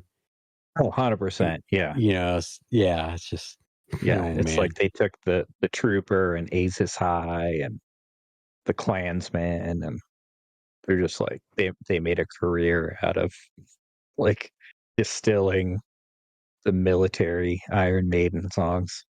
Yeah. And there's no shame in being like a history nerd, No, like, yeah, especially when there's great metal songs to like go along with it. totally. It's interesting. Oh man. It's a good way to learn from past tragedies and mistakes. Yeah. Sure.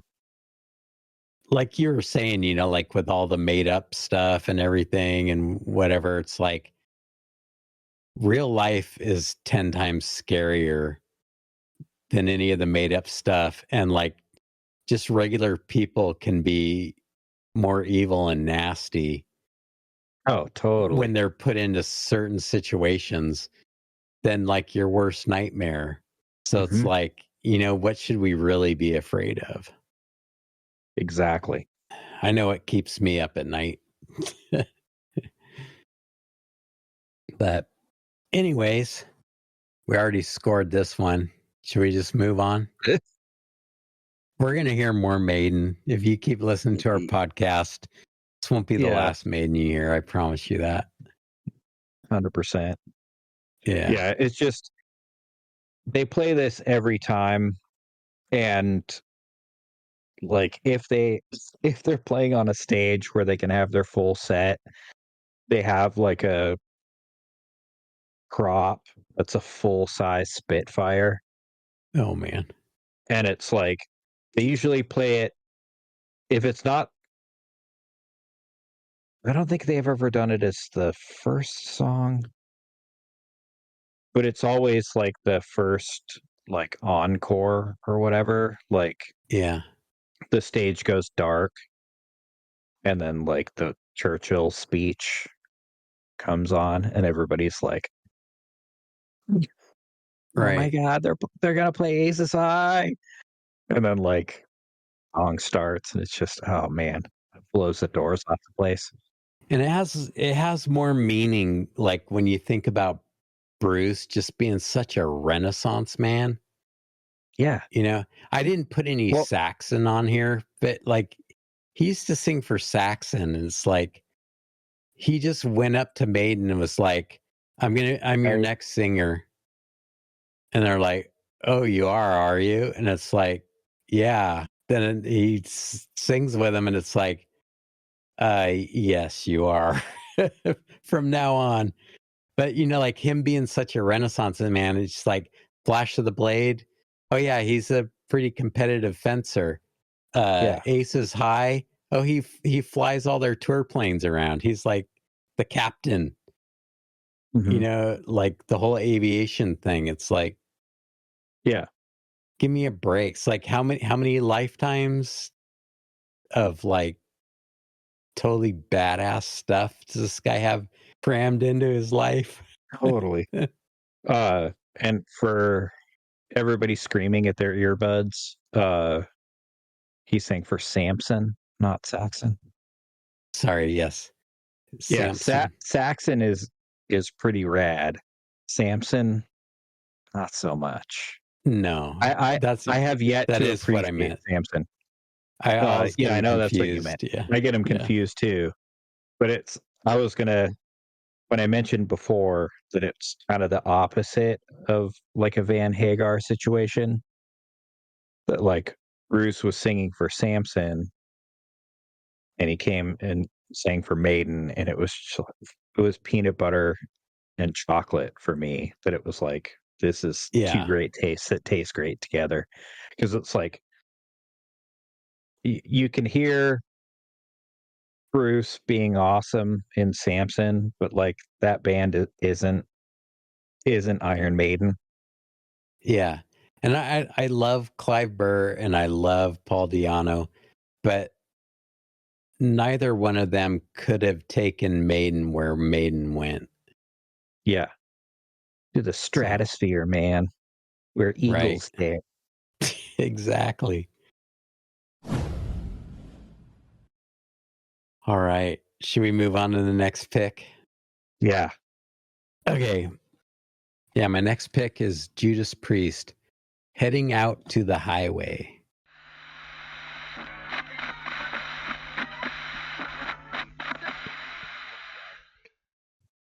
Such a well-written song.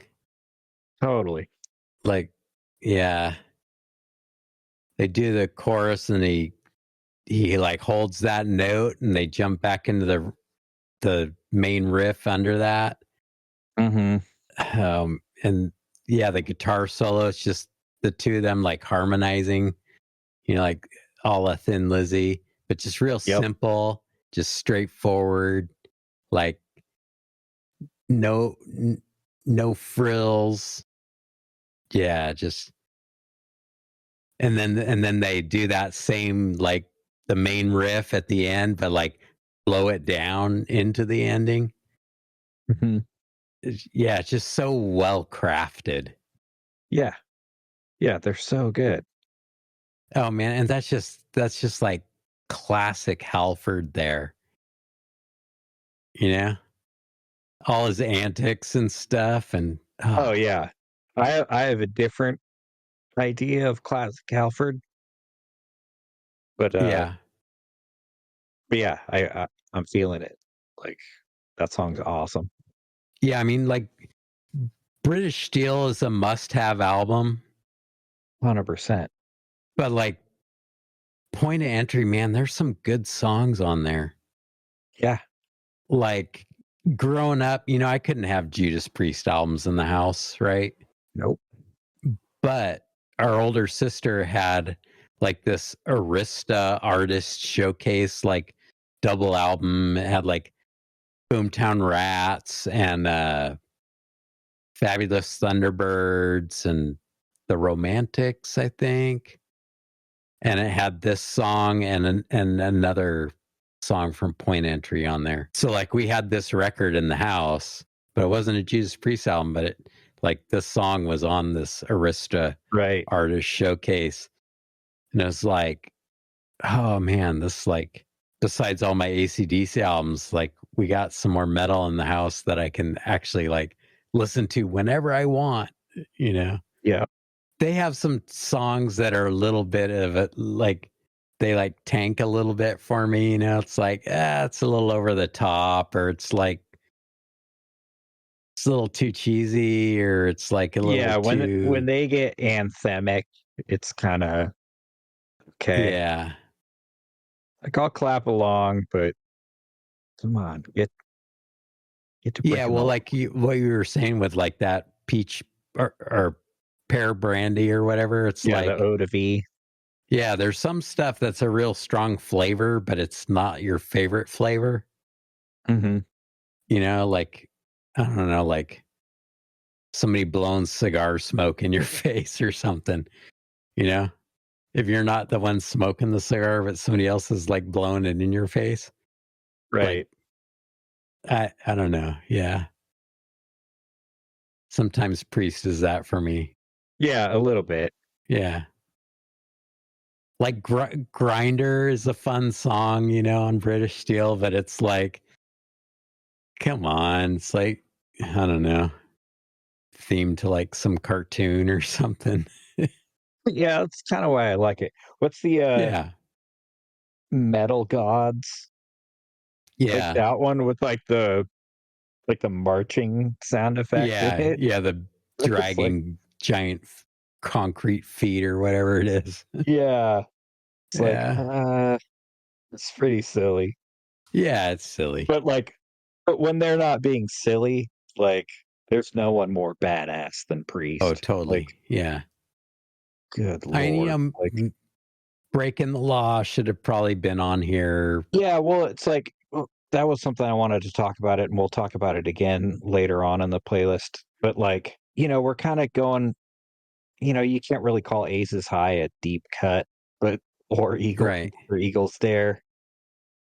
But like I kind of went for the non-obvious on most of my picks, except Yeah, for a I mean, I few. could have put Breaking the Law on here, but everybody's Yeah, heard Breaking the Law. exactly. Yeah, I went for my number two. Like because I was like, yeah, breaking the law, it's too easy. Yeah.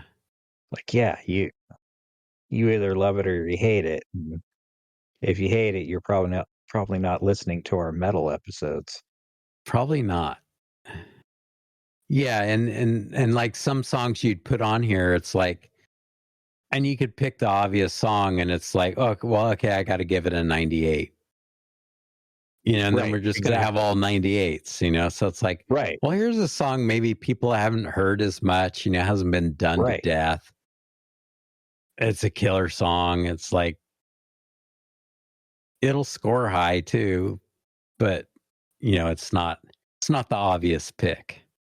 Right. That's why I didn't put the Trooper or Yeah. Phantom of the Opera or like I do have one obvious pick on here, but it wasn't the obvious pick until like I listened to it. Then it's like, yeah. oh well, obviously I got to put this on there. Yeah. I think that'll be my last song.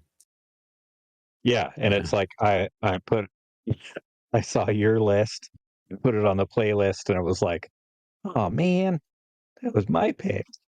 Oh man.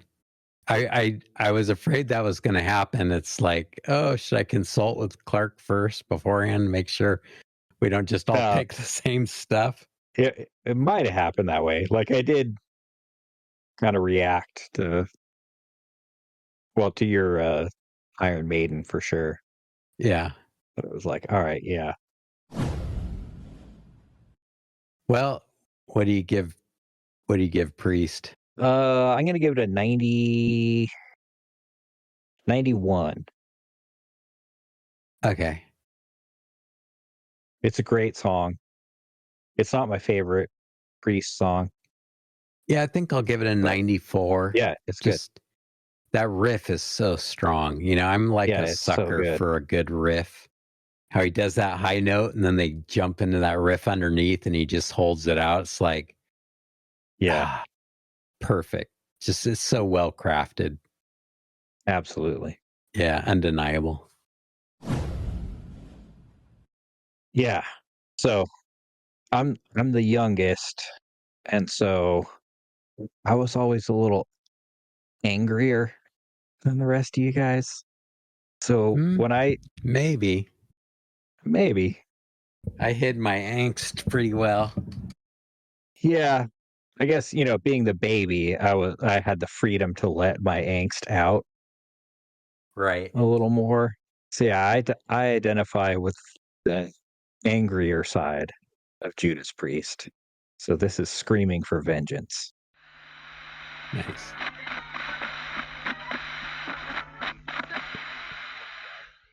Yeah, like it's not going to rate as high for me, but like the way Eye of the Tiger is like classic AOR, that Mhm. song is classic metal. It's like Right. wall of marshals, dudes in leather jackets, flying V guitar at SG, and just Yeah. like these guys put on a show just like, I mean, eventually you'd bring like the Harley out and stuff, but like their show was just But like the onslaught of the Sonics. That was the feature. They didn't need a gimmick, you yeah, know? Iron Maiden would have Eddie come out. They'd have like the Spitfire flying around, but it's like the biggest stage gimmick that Priest had was, yeah, he rides the Harley out. Yeah. That's it. They didn't need anything else. Like just stripped down, just metal. Yeah. There are so many heavy metal singers that I love, but with Rob Halford, it's like they had three different singers. Like he could do like the soulful stuff, like he sounds way more soulful on heading out on the highway Yeah. and like living after midnight and stuff. And then he could sound tough in breaking the law. Yeah. And then it's like, then there's just full blown out screeching Rob Yeah. Halford. He has such range Yeah. to his voice. Yeah. And like, I was just thinking when we were listening to that it's like, maybe I'm not that big a fan of King Diamond screaming because of Rob Halford's screaming. Well, he's got such a pure voice, but it's always got Yeah. that edge and attitude to it. Yeah. You know? Yeah. It's not And just hitting the note. It's got like emotion to it too, you know. But it wasn't just like the Rob Halford band, you know, it's like No, yeah. Kiki Downing, like Yeah. phenomenal. Yeah. Yeah, the whole band was Tippin. just like solid. Yeah. So my turn to rate that one? Well, I was gonna say, like, they're another band that's still doing it, and it's like their latest album. Oh. Uh-oh. Right. I guess I have. Dang, I am an old man. Okay, yeah, I haven't heard Invincible Shield yet. That came out this year. Ah, I was gonna say their last album, Firepower, is amazing. Like it's classic Judas Priest. That's like that came out in 2018. So I know what I'm doing tomorrow. yeah, some of their early stuff to me, I mean, it's very listenable, but I wouldn't have stuck their earlier stuff even in the proto metal episode, even though it's like pretty much the same guys. But yeah, I mean, there's bits and pieces there, but yeah, it's good listenable stuff, but it's not like this later stuff where they just Right. really leaned into it, you know? Yeah, it's a little more rock and a little more.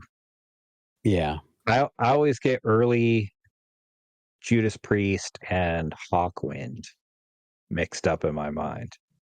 Oh, really? Like every time I think like, oh yeah, like early Judas Priest was totally like froggy, and it's like, nah, not really. No, not really. They Little were bit. more, they're like, And it's like I'm always thinking of Hawkwind when I'm thinking of early Judas Priest.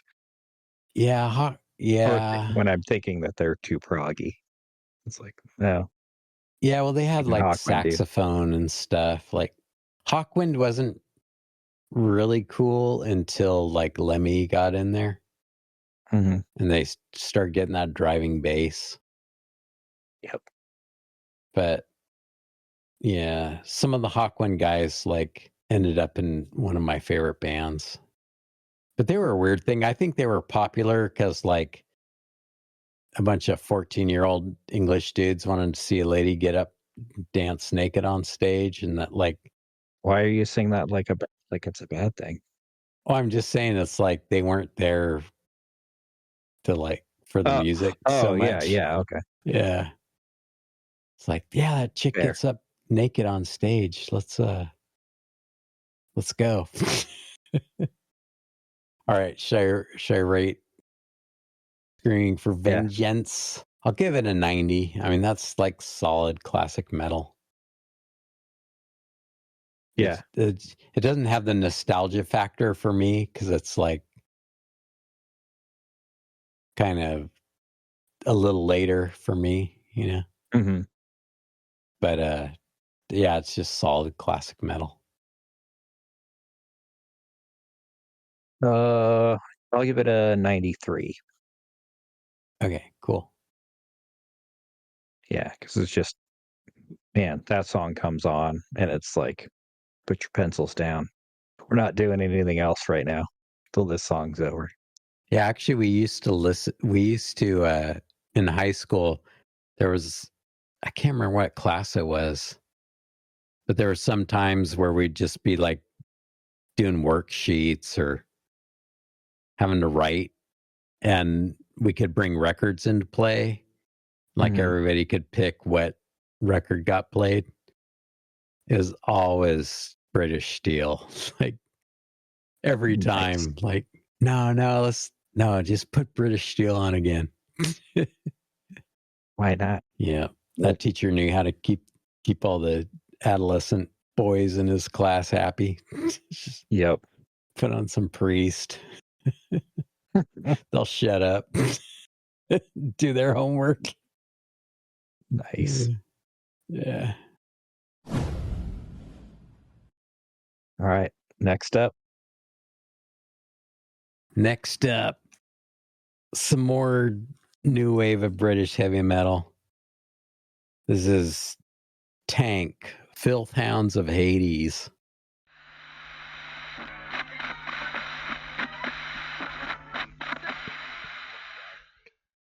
Yeah.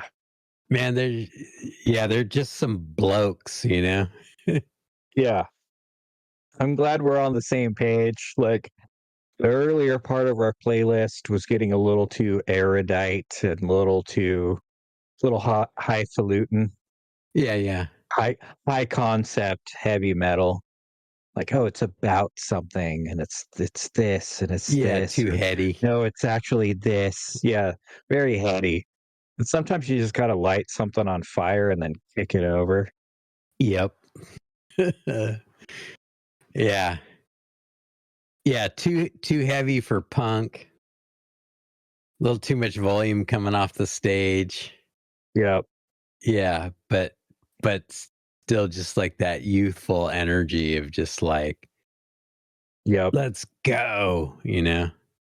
Yeah, I laughed out loud. And part of it is my next pick was Oh man. featured in a lot of those pictures with the members of Tank. Oh yeah. And like the early 80s, I mean, that was a whole thing, you know? Like, I don't know. I don't know if you ever like found like my Venom tape or, or anything. Oh My yeah. Venom cassette that I had. Uh there was some of that stuff in the house, you know, that got listened Funny you to should mention it. after bedtime, you Yeah. know? Yeah, I was never I found Venom on my own and Okay. they're on here. Yeah, but Tank, you know, they don't get enough credit. No. Yeah, I'd heard of them but never really listened to them. Yeah, they were part of the scene. They're just fun, you know, it just kind of that same vibe as your next pick, but like, yeah, without the persona quite as much, you know, but Yeah, those guys are cool. yeah, they're fun. Yeah, like kind of how we were talking about Y&T in the first episode, you know, how there was like a uniform of like the logging Dude. boots and the Levi's and the derby jacket. Yeah. You know, like that early 80s metal, there was kind of that uniform too, you know, the Doc Martens, the jeans, the braces, Oh man. like cap sleeve t-shirt that's a little too small for you. Yep. And just, yeah, you're just like one of the neighborhood kids, but like you happen to play an instrument and you're into the heavy metal. Yeah, I was looking at some of those pictures in that video and thinking, man, I got to get me one of those bandolier belts, bullet belts. Oh yeah. Like, Well, it's such like a grassroots thing, you know. This wasn't like some polished super group that like some No. record label put together. no, this was a bunch of blokes. Yeah, bunch of mates. Yeah, Yeah, but they, having fun. they were probably too poor to like do drugs. So Yeah, I noticed there were a lot of cans of Heineken in those photos too. yeah. And A lot of pictures it hanging out at the pub. yeah, and I found out a few years ago that like Heineken is the beer that people in America think is really fancy, Uh-huh. but everybody in Europe this is really cheap. Yeah, yeah. So it's like, oh, okay, Yeah. interesting. But it's like I go to the Italian restaurant here in town and order a Heineken, and it comes in this like cut crystal glass, like like a goblet style glass Uh-huh. with a little Heineken badge, Yeah. like on the stem. It's like, ooh, it's fancy. Just you know, It's imported. it's like no, it's PBR. Man. PBR for people who don't pronounce their R's. PBR. Well, you want to throw Yeah, a rating on yeah. Tank? It's a good name because they just sound like a tank rolling at you. Yeah. Yeah. Yeah, I was gonna say, like, after some of the stuff on our playlist so far, that it's like it's a departure and it's like it's a lot less polished. Yeah. And it's like, yeah, no, that's kind of what makes it rad. Yeah. Yeah. Like that's a feature, not a bug. Yeah. Like we've said before, metal's a big tent. Yeah. There's so many like little niches and like side alleys to enjoy. That's why I like the music so much. It's like you might not like all of it, but there's so many good different little itches to scratch. I'll go high 80s. I'll go 87 because it makes me want to light something on fire and kick it over. Like, Yeah, it makes you want to like be a little bit of a delinquent or like a when lot of you a delinquent. when you get to the bottom of that bottle, you're not going to recycle it. You're just going to throw it and like listen to the glass break. Yep. I used to get in trouble for that a lot back in the day. You've told me Like about that. your friends that will be like, dude, what are you doing? It's like, come on. Yeah, I don't know. I'd get a wild hair every once in a while. Want to put on some Tank. Luckily, I never got in trouble for it. Never That's good. woke up behind bars or had to like get bailed out or anything. Always drink your cheap beer responsibly, kids. Uh, All right. What's your rating? I'll give it like I'll match your 87. I think you kind of hit it on the nose there. Yeah, it doesn't inspire me to do anything good, but what it inspires me to do might be good for me. Let it out. It's funny how a lot of our picks kind of like complement each other in a way. Yeah. Yeah, it's like I had all these picks and like, oh, yeah, I did kind of match them. This goes here. Yeah. These two go together. It's where the fingers go together. Yeah. Well, it's like I knew I had to have Judas Priest and Iron Maiden on there. And, and I saw you had two of their songs. So it's like, okay, those have to go side by side. But then it was like, okay. Yeah, I would have picked something from your next guys, but I knew you would pick something. So I just kind of like left that and thought, well, I'll put Tank in there instead. Nice. Yeah. Yeah. So it's like, this is kind of why we started the podcast. Is like, yeah, we might disagree on some stuff, but it's like we agree on a lot of stuff. Yeah. And also like not everybody's heard Tank, so it's like I always like to throw something out there. It's like if you hadn't listened to these guys, like just check them out. Go check them out. Yeah. Yeah. I've never actually listened to them. Yeah. Thanks for sharing them, man. Those guys are rad. Sure. All righty. So without any further ado, this is Motorhead, Iron Fist.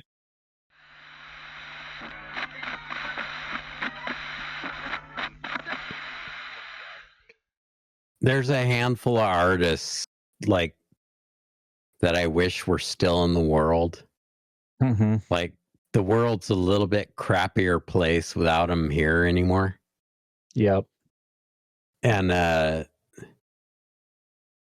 yeah, like Lemmy's one of them. Yeah. Your next pick is another one of them. Yeah, there's a few of them that'll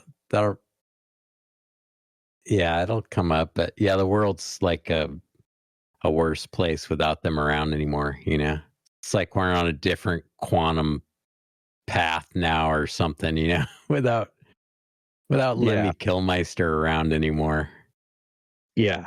Yeah. And so the elephant in the room, or the dog in this case, when we got the dog I'm sitting right next to right now, we adopted him, and we agreed that we wanted like a longer name that could be shortened.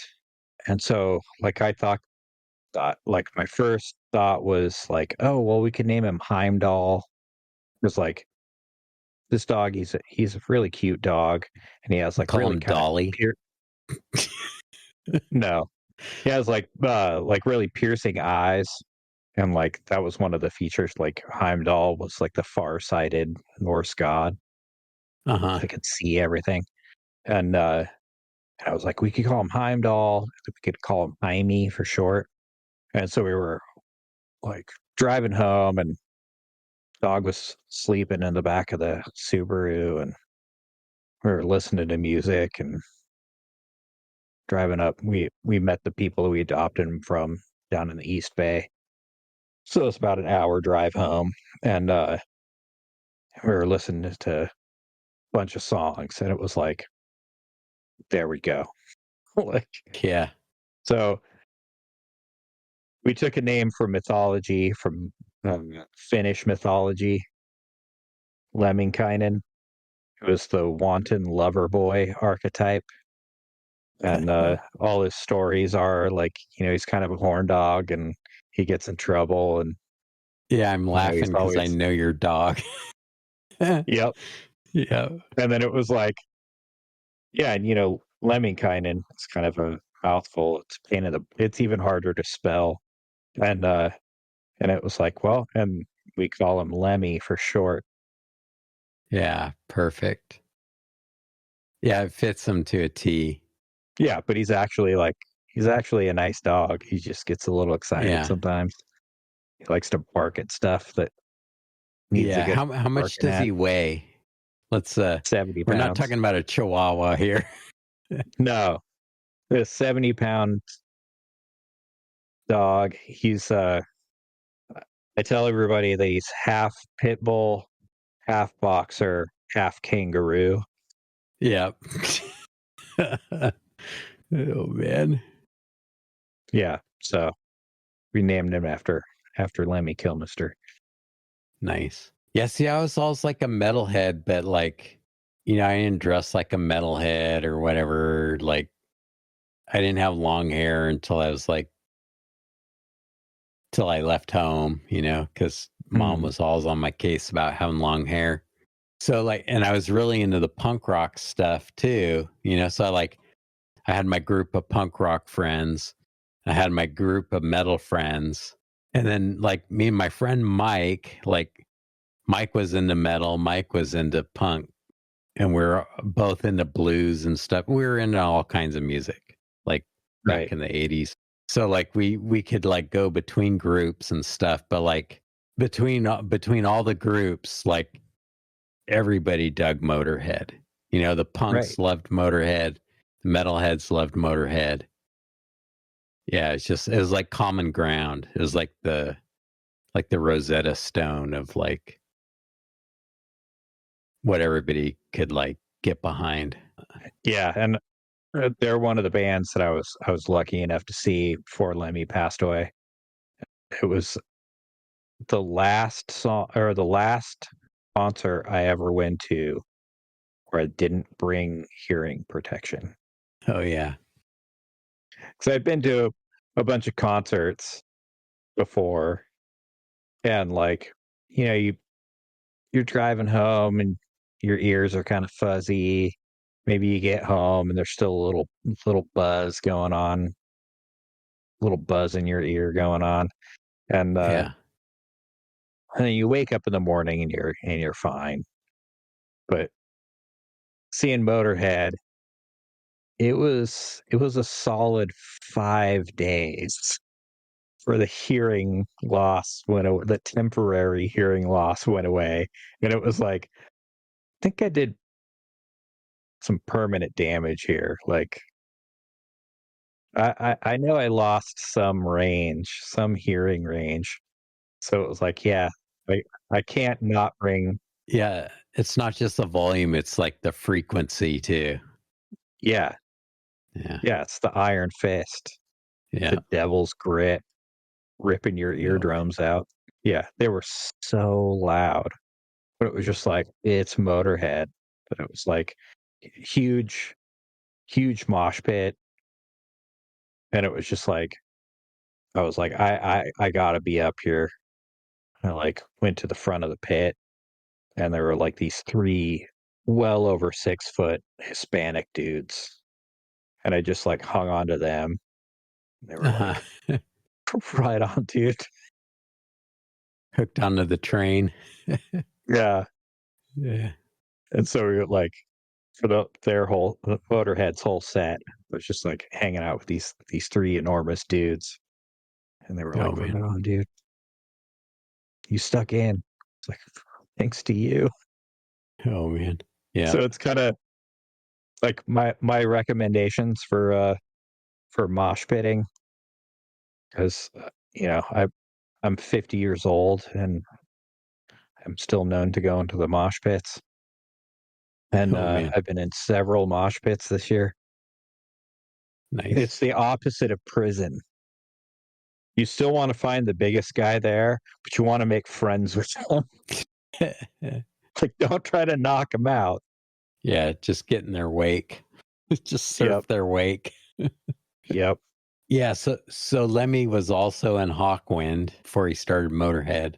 And Hawkwind, like they're like space rock or whatever. And a lot of Mhm. people think Hawkwind was like kind of a hippie name, like a Native American kind of thing or something, like Right. Dreamcatcher Hawkwind.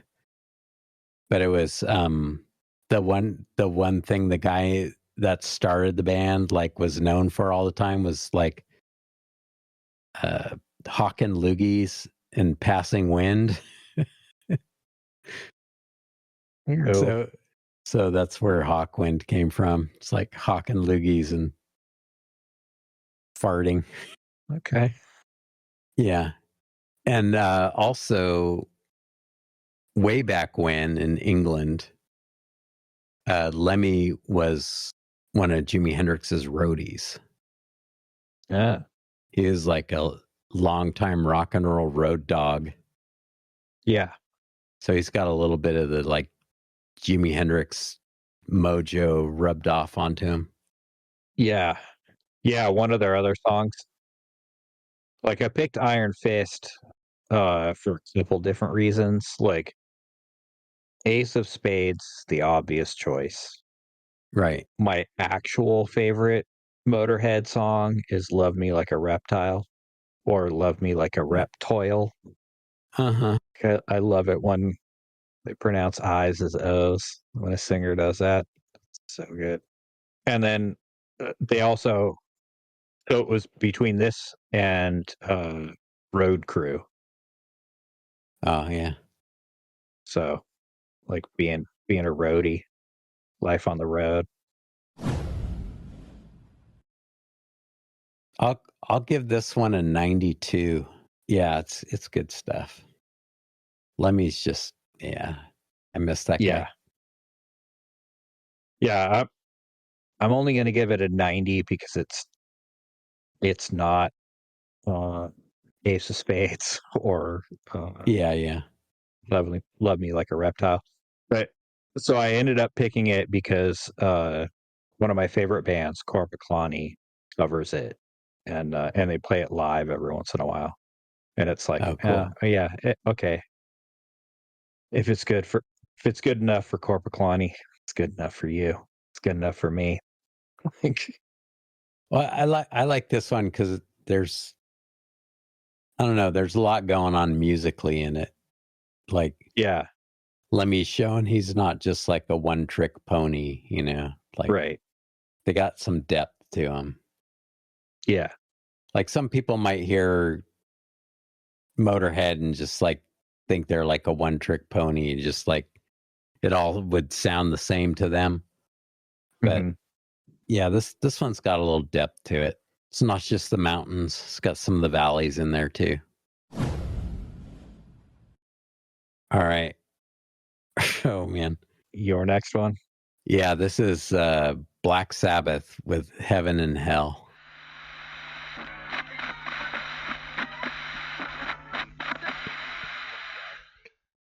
Yeah, Oh man, 98.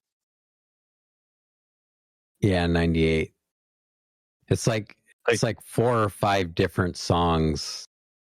but it's not. It's just it's one perfect. It's one song, but it's like all these like little vignettes. Yeah. Well, I remember being a kid and you and me talking about Stairway to Heaven and talking about how it was a climbing song. Like it just builds and builds and builds and builds. Yeah. That song does the same thing, but it's just like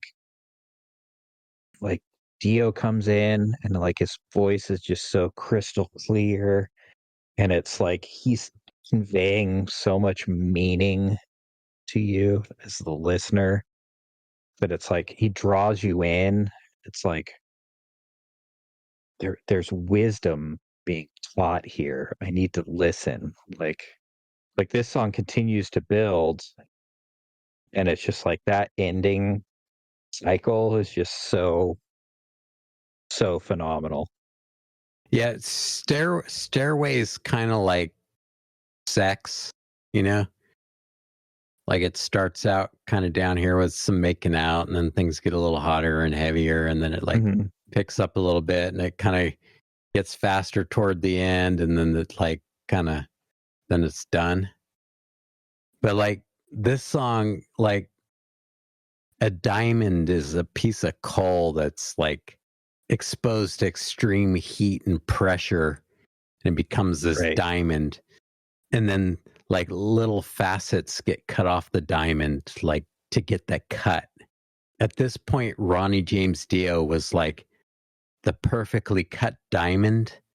But then Black Sabbath like put that perfectly cut diamond on a black velvet background and put a light on it to like Just show the scintillating. clarity of it. You know, like Yeah. just that geezer bass line, you know, Mhm. and then it's just the bass and the drums and Ronnie. That's like the spotlight on Yeah. the diamond, you know, and the Yeah. pressure was putting up with Blackmore's ego and Rainbow, you know, Yep. and like he came out of Rainbow and like, and then this happened. Yep. Yeah, that's how I see it. It's like showing off this like you you got the cut, you got the clarity, and you got the carrots. It was like all there. Yeah. Luckily, Tony Iommi knew it. You know, Yeah. he Yeah. didn't see it as a threat. He saw it as like, yeah, let's do this thing. Yeah. I love all of those lyrics. Like they're perfect Dio lyrics. Like Oh, totally. Yeah, he did a lot like them, but they're all there. yeah, never better than that. And like Yeah, yeah, just that like the closer you get to the meaning, the sooner you know that you're dreaming. Like, yeah, man. yeah. And then the Fools. You know, we heard about Fools a little later with him too in this band. Yeah. Yeah, like there's a lot of foolishness in this world. It's like, why do we have to put up with it? The fools are the ones trying to tell everybody else what to do. Yep. They're the Yeah. kings and queens trying to blind your eyes and steal your dreams. Exactly. Yeah, unusual for a heavy metal band. Like it's pretty common to have the juxtaposition of like the acoustic guitar intro Hmm. and then a heavy song, and the song flips it like Yeah. Yeah. Beautifully too. like it just keeps stacking layers. And it's like it's so badass at the end, and then it finishes with the acoustic guitar. Yeah. Yeah. Tony Iommi's he's such an artist. Yeah. Yeah. And he knew what he had. Yep. He could finally like zoom out to the scope that he always kind of wanted to do. Mm-hmm. Yeah. Yeah. I'm going to stick a 98 on there too. Yeah, and it's like that recording just sound like it's crystal clear and it's perfect. Yeah. It doesn't have any of the like, oh, there's that kick drum in the Sabotage song or or like, Yeah. or the Storm Witch snare drum, it's like, Mhm. no, this is like, yeah, this is well done. Yeah, this is for experts at the height of their game. Yeah. Yeah. And it's another like second wind situation too, like, Yeah, not the original singer comes yeah, in with oh, a is it going to different be any band. good? I think Yeah. there's real concerns, among Oh yeah, yeah. It's like Sabbath love him or fans. hate him, but Ozzy left some pretty big shoes to fill. Yeah. Like legendary frontman. And who thought those big shoes would be filled so easily with such little feet? Mm-hmm. Yeah. Sometimes you don't need a giant to step in. Sometimes you need an Yeah. elf. Yeah. Yeah. Yeah. Fairies might wear boots, but elves don't need them. Yeah. Like I was like, oh, I should put Neon Knights on here. Oh no. Yeah. It's got to be Mob Rules. And it's like, well, wait a minute. It's like, how can I not put Heaven and Hell on here? And that the album cover too is kind of cool. Oh, it's so good. Yeah. Have you ever seen like the original photograph it's based on? Mm-hmm. Yeah. It's interesting. Yeah, and it's also, all of those guys had storied careers. Like they went on tour and they named their band after that song. Like they went on tour as Heaven and Hell, not Black Sabbath, not Dio. Right. Yeah, they did it as a nod that like that lineup was something bigger than either. Yeah, and then that song was like the high water mark. Yeah. Yeah. Yeah, so 98. Yeah. Easily. And I'm going to explain it really quick. 98 is as high as it goes. Oh yeah.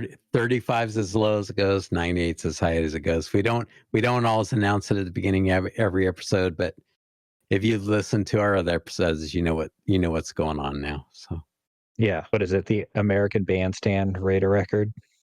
Yeah. 35 is the lowest because you put in the effort. Yeah, you get participation points. It starts at 35. Yeah, it starts at 35.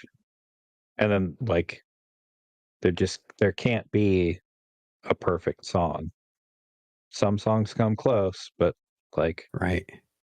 Some songs we want to call perfect, but we'll just accept that 98's as high as it goes. Yeah, there's still subjectivity. So after that song, are we going to move into honorable mentions, or do you have another? No, I have one more pick. Okay. Because I was hanging out with a bunch of friends on this property where we could be as loud as we wanted and, be as obnoxious as we wanted. And we were all pretty drunk. We were all listening to music, and everybody got to pick, like, or like the topic came up, like, what's your favorite heavy metal song? Like, what's, top of the mountain for you? And it was like, oh man, there's so many choices, but this next song, it paved the way for so much that came after it. And then the way it's presented and the way the guy sings, like, this is not for everybody. And it's an interesting juxtaposition with the perfection of heaven and hell, that it's like Uh-huh. it's lo-fi on purpose. It's like obtuse. It's not like hooligan, like, let's be obnoxious. It's like it's angry and it's bitter. And so I was like, yeah, this is the one. Like, when I like close my eyes and like if I was having metal injected into my skeleton like Wolverine, like, Uh-huh. this is the band that we'd be playing. So this is Countess Bathory by Venom.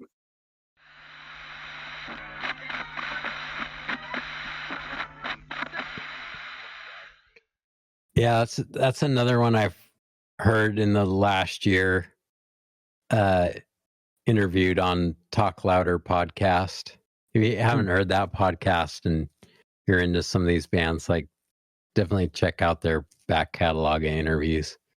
Okay. But yeah, these guys really set out to just be like the heaviest, like nastiest band. Yeah. Like, they didn't pull any punches. No. Yeah, I mean, these guys were like classic era, but like what you would think of metal today, like all kind of spawned from like that kind of like angriness or like whatever these guys were tapping into. It's just Yeah. Well, yeah, it's like the album's called Black Metal, but it's not black metal. right. But it kind of paved the way for black metal, and just like Yeah. the lo-fi drums, and just like, we're not going to be virtuoso. We're not going to make it easy for you to listen to us. Yeah. It's like there's easy listening, and then there's hard listening. Yeah. They're challenging. Like, when I had their cassette, like back in high school, back in the 80s, it was like, I never like, they weren't ever my favorite band. They were always Mhm. kind of challenging, you know? Yeah, and they're not my favorite band either, but like that song, just like, it captures a feeling, and Yeah. just like, Well, man. everything they've done isn't Yeah. in that vein, you know? Hmm. Yeah. So like two stories about Venom, because it's like I never saw them live. I'm not a super fan by any stretch, but like, we grew up in the 70s and 80s, where there were a lot of like, what's the right word? Well, like, a lot of people forget, like, at the end of the Cold War, you know, it's like a lot of us kids coming up, like, we didn't think we'd even have a future. We thought we are all gonna like Right. get nuked by Russia, and you know, the war hawks and government were just going to drive us to World War III. And I hate to say it, we're just as close now as we were back then. But it was a reality Painful, back but then, yeah. you know? We Oh, had yeah, duck for and sure. cover drills, and yeah, you knew where the bomb shelters were, and Yeah. the world was not a happy place. No one back then needed an explanation to what 2 minutes to midnight, the Iron Maiden song, was about. And it Right. was like the minutes to midnight clock was a real thing that was discussed. Yeah, like So, this type of like anger and like these sounds didn't just come out of like someone's imagination, you know. There was like right. there was feelings, there was like a hopelessness Mhm. was kind of there. Not everybody like tapped into it, you know. There's people look at the 80s now as like, oh, this happy time, all the bright Yeah, colors it's all and the fun aerobics music, and and girls yeah. just want to have fun. And it's like, no, that's not how it was for Mhm. everybody who was paying attention. Yeah, that was the people that were sticking their head in the sand or I mean, there's room for angry music. yes. And Yeah. there might be music as angry as Venom, but I don't think there's really anybody angrier than Venom.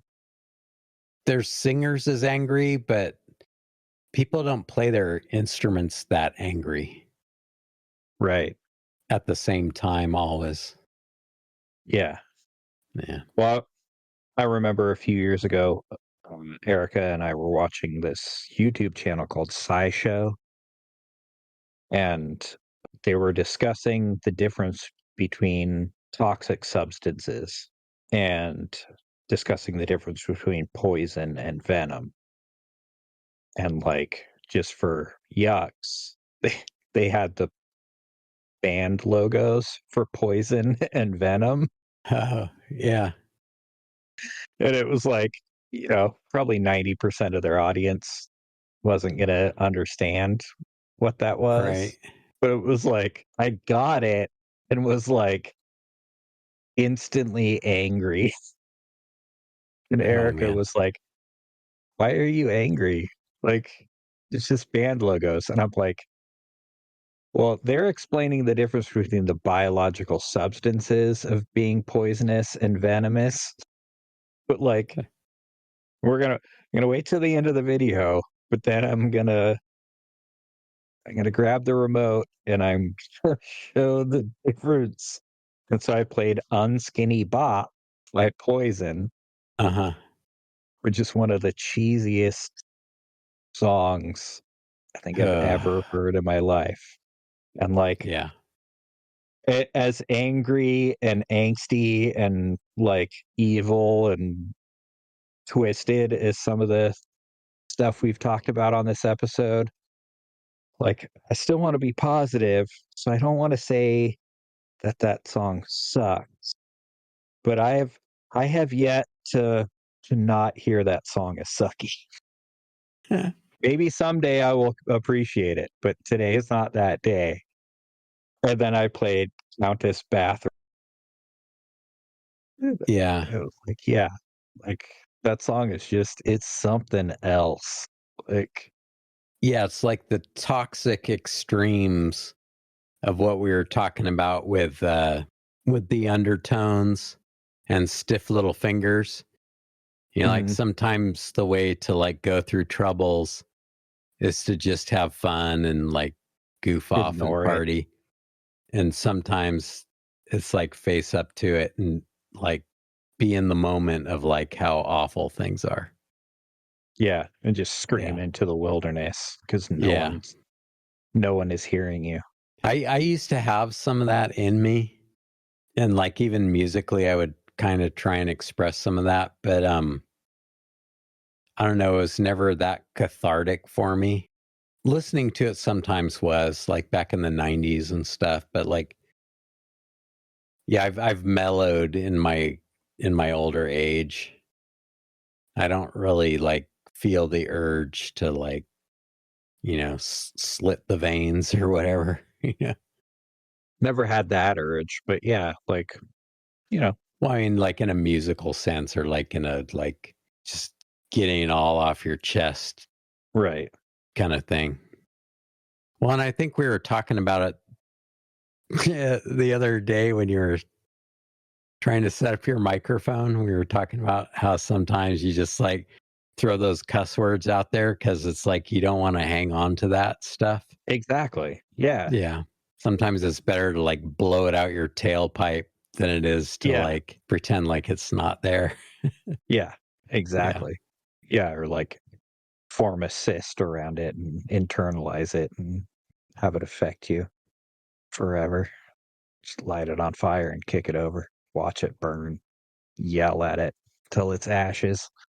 Yeah. Sometimes you just got to break stuff. Sometimes. Sometimes. Should I give that one a rating? Yeah. I'm going to give it a 72. It's a little curdling to my sensibilities in my older age, Mm-hmm. but I get it. And I like the heaviness of it. Like there's some, it's thick. Yeah. Yeah. It's like, I appreciate where they're coming from because I've been there, but like, Mhm. I don't want to go back there. Yeah. It's like a lot of the heavy metal I listen to on the regular, like, isn't angry heavy metal. Yeah. But like every once in a while, yeah, you just got to vent your spleen, and Yeah. Yeah. like Venom's a good way to do it. You got to release the toxins. Yeah. I mean, I'm an emotional person and stuff, but like, I haven't been through like half of what you've been through. So I can Mhm. totally appreciate like how this would be medicine for you. Well, it's actually kind of the opposite, but it's like I think a lot of it comes from a lot of my appreciation for Venom, my continued appreciation for Venom comes from being the youngest kid, Uh-huh. you know, being coddled on one hand, but then also like, you know, being ignored and left out sometimes. Yeah. Just like always being the baby. Like, Yeah. you know, I have a lot of gray in my beard, but I'm still the baby. And uh so that feeling of just like, you know, plus being Gen X and like the younger end of Gen X, and it's just like always feeling that the world is on a shelf that's too high and Yeah. being Yeah. angry about it. Yeah. I can relate And to so that like too. all the I've been through in my life like didn't make me listen to that. It made me listen to other stuff. Yeah. Like Yeah. when we do like the folk metal, like that's the stuff I listen to all the time because it's like it has all the high emotions and the like the cathartic release, but it's all super positive. Like Right. it's Right. all it's a completely different vibe. It's human. It's for folk. Exactly. Yeah. The human experience. Yeah, and so it's all positive high emotions, which is Yeah. awesome. But yeah, sometimes, you know, I got to get in touch with my negative emotions and Yeah. I think I'm kind of out of those woods. I don't know. I've been through some stuff for like the last just a little over a decade, and Mhm. like I worked on a lot of that stuff, and I think I've kind of got through it. Yeah, so have I. So Like I'm out of those black woods. I don't listen to this because I need to. I Yeah, listen to it because I want got it. Yeah, to like remind me of just like, yeah, sometimes the world's messed up. yeah, The world's still messed up. yeah. So I'm gonna give this a 90 Okay, cool. just because it is like when I close my eyes and like focus on heavy metal, this is the album cover that like slides in from the blackness. I guess this logo is a thing. Like the guy who started the band came up with the logo, I guess something else uses the logo, or like there's so many like copyright infringements on it. I don't know if it's like if you can like go down to Hot Topic and buy an unlicensed Venom t-shirt and like people will wear it that don't even know what Venom is, or Probably. Oh yeah. Well, since you brought it back up, I'll try to crystallize my thoughts a little better. Like sex symbol is the term I was trying to think of earlier. Like growing up in the 70s and 80s, like I don't know, there's like Bo Derek and Farrah Fawcett and like all the hot ladies that people would talk about. And yeah. it's like they never really did anything for me. But yeah, so for me, like number one is Carrie Byron from Mythbusters. Oh, uh-huh. It's like she's super good looking. She's an artist. She's an engineer. She's funny.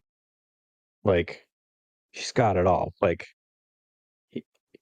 for me, it's brains first, and if you've got the looks too, like.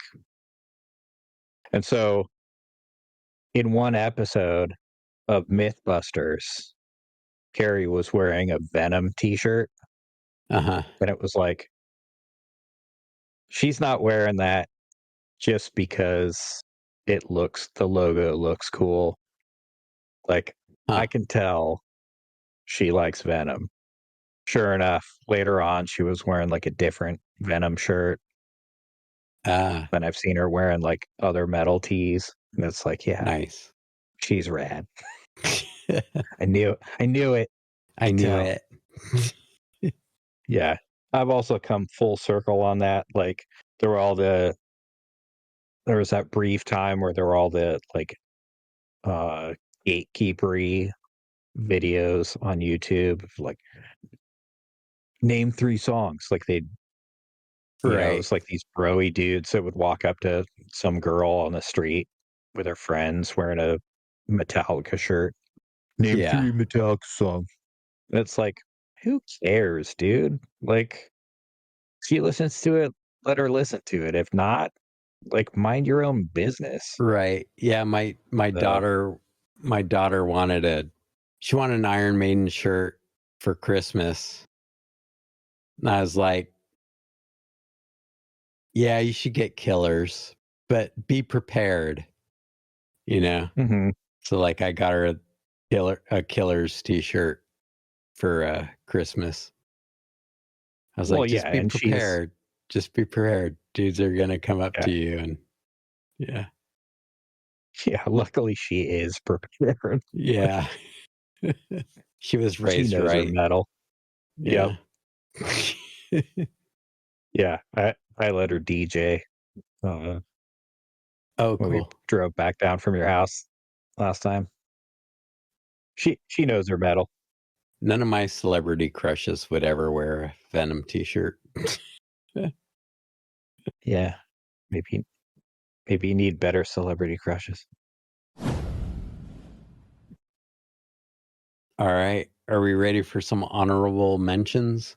My list is done. I knew this was going to be a long one, so I didn't want to pile it on.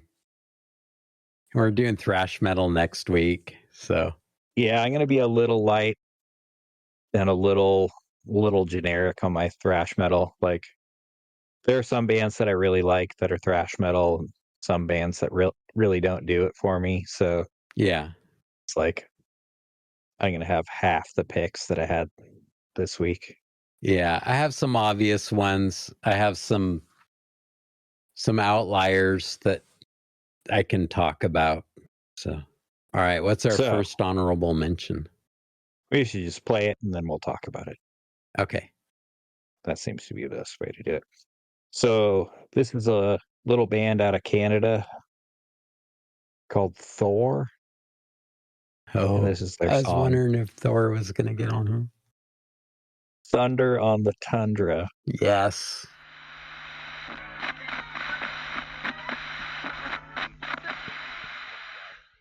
I was hoping you'd have that one as Oh. one of your picks. I could not have it as one of my picks. Yeah, weren't we just talking a while ago, like a while earlier in this episode? This episode's getting pretty long. Weren't we talking Yep. like a while ago about like how some metal is just fun? Yes. Oh man, Yes. that's a good guitar solo though. That guy's Yeah. ripping it, man. Like musically, yeah, and like the drums are great. Like the singing's good. Like it, Those tom fills. yeah, it's cheesy, but it's just like it all works.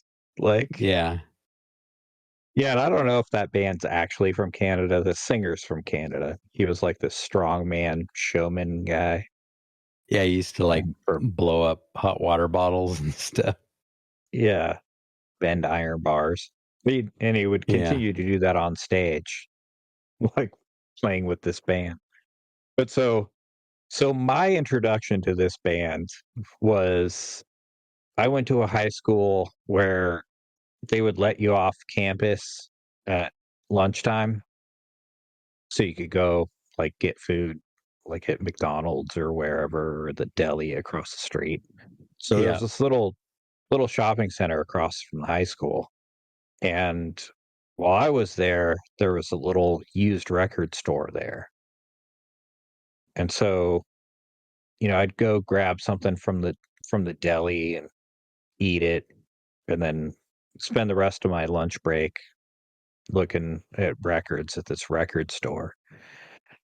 And sometimes my friends would go with me, sometimes they wouldn't. And like when my friends would come, like I would just stare at this record or like I'd stare when I was there by myself, I would stare at this record. When my friends would come, I'd be like, check this record out. Because the album cover is just, it's amazing. Like it's all high chrome, airbrushed. It's got this like masked muscle man with a shield and a cape and a Yeah. hammer. And the album, it's Thor with this big chrome logo, lightning behind it. And the album is called Only the Strong. And Yeah. then you flip it over and it's got the band on the Yeah. back. And The real guy is like crazier than the painting. yeah, he's like this strong man. He's all buff and stuff. He's got like the He-Man hair.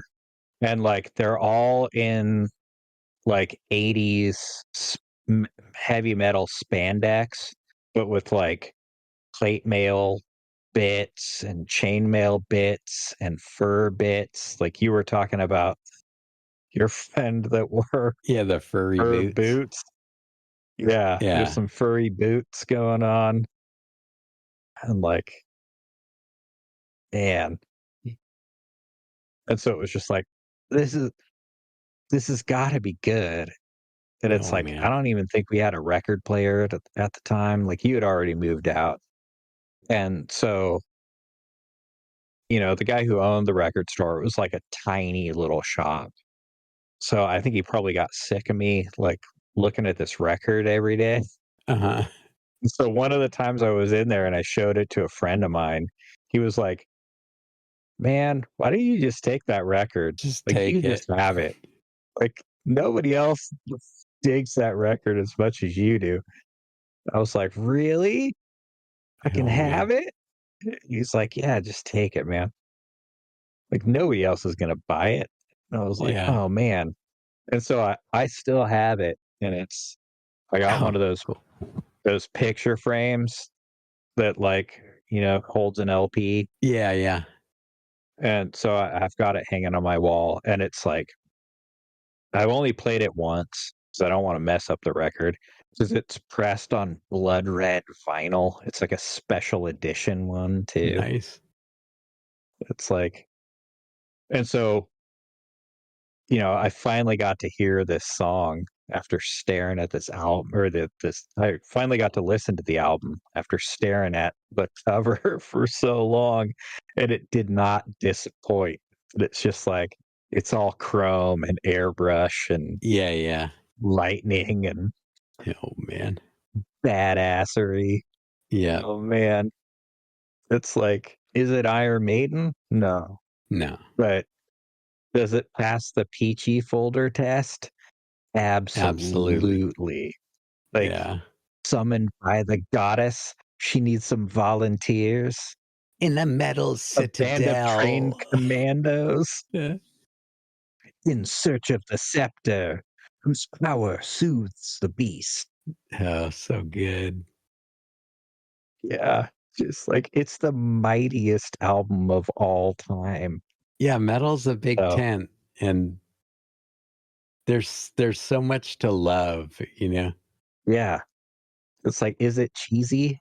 Absolutely. Oh, heck Will you yeah. dig it if you open your heart? Yes. Yeah. In this similar vein, like, you know, I don't know. I was trying to be all heady and cerebral about it for the most part, but like I really dig Manowar, you know, like Mhm. I have this like daydream of like, you know, if I had like 5 lives, like at some point I would follow Manowar across Europe. Like I'd have Uh-huh. like a gang of like my German buddies, like we'd all be riding custom Volkswagen trikes and like camping out and like hitting all the festivals that summer, like wherever Manowar is playing. Yep. Yeah, Heart of Steel's like one of my karaoke go-tos, you know. Yep. I'm not a hater on the schlock. It's like give it Yeah, to me me. neither. Yeah. Yeah. Yeah. So you mentioned that heavy metal is a big tent, and it is, but people who don't understand heavy metal don't understand what a big tent it Yeah. is and can be. So this next band, I found out about them through the YouTube channel Metal School, which is totally awesome. Check that guy out. He does good stuff. So this is Sound Barrier Gladiator.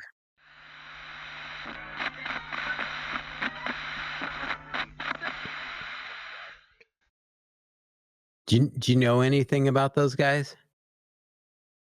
Yeah, because of that Metal School YouTube channel. Like that's not their best song. Like the title song off that album, Speed of Light, is like a totally amazing song. But that song's about gladiators, so I chose that one Yeah. instead.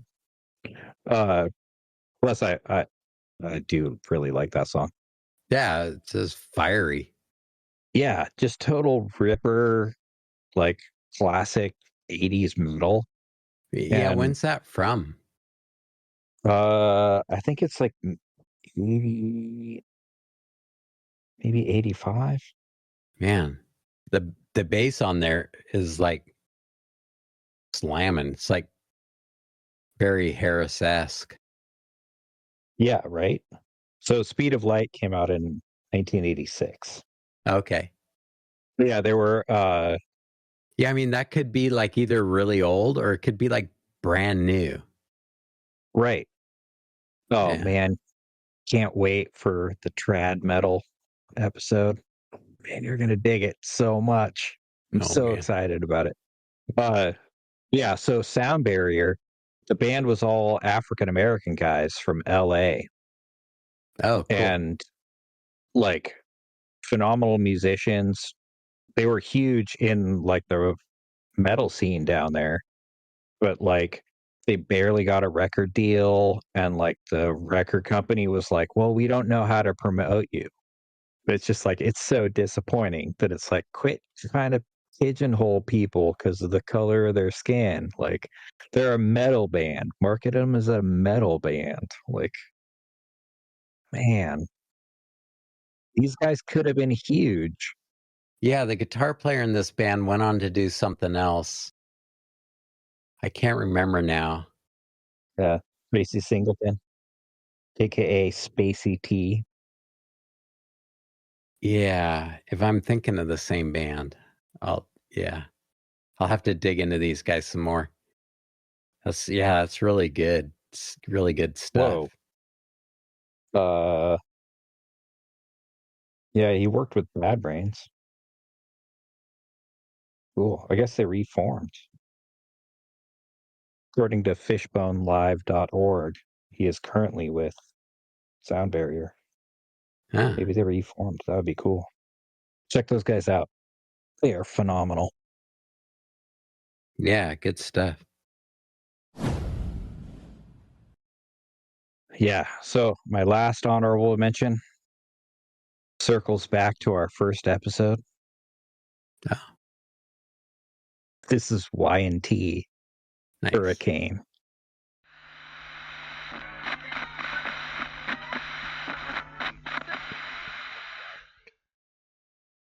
That's a good one to end on. Yeah. And every time I listen to that song, every time I think like, oh man, yeah, maybe this is just a hard rock song. There's like a blistering guitar lick that's like, yeah, no, it's metal. Yeah, kind of like, I mean, to bookend the episode, like kind of like UFO Rock Bottom and this song. And these were like men playing manly guitar parts with a guitar, like maybe one pedal or something, just plugged straight into a Marshall stack.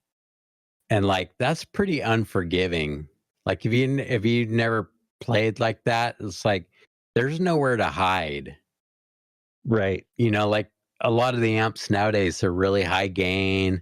They have a lot of low end to them. The mids are scooped out. You know, it's easy to play stuff because it'll just sustain forever for you. And, you know, you can be a little sloppy or whatever. But it's like, man, with a Marshall, there's like so much treble and mid range. There's nowhere to hide. Like the metal players of yore were like different than what's going on these days. Oh, So yeah, I'm stay tuned. Well, I mean, for the most part, Yeah, but I know what you mean. Like it was. Yeah, there's nowhere to hide with just plugged straight into a Marshall. It's like you either got it or you don't. You're not going to be able to step on a pedal and have people go, "Oh, that sounds cool." It's going to be like, "Oh, this dude needs to go home and practice more." You know? True. Yeah, give it up for Manikitty and the boys. Yep. Oh man. Yeah, what a ripper. There's another longtime band that I wanted to put on here, but you know, there just wasn't room, and our episodes are getting so long. But like maybe just by way of honorable mention, like Vicious Rumors has been like kind of an institution for like the town we grew up in, Santa Rosa. And some of my buddies from high school like made up the bulk of Vane. Give a shout out to those guys. My friend Tom that I was talking about, who was really into Clive Burr and would go home after school and practice along to the Iron Maiden albums. He was the drummer for Vane. He's played with a lot of people, you know, Dee Schneider and even that singer from Poison. He's probably had to play on Skinny Bop on occasion. So give a shout out to those guys. Like, yeah, it wasn't just guys that were into metal in my school. Like, we were into metal, like playing it, gigging it, living the life. Right. Yeah. Shout out to all those true metalheads that are still living the dream. Yep. I could never play it, but I can always appreciate it. And yeah.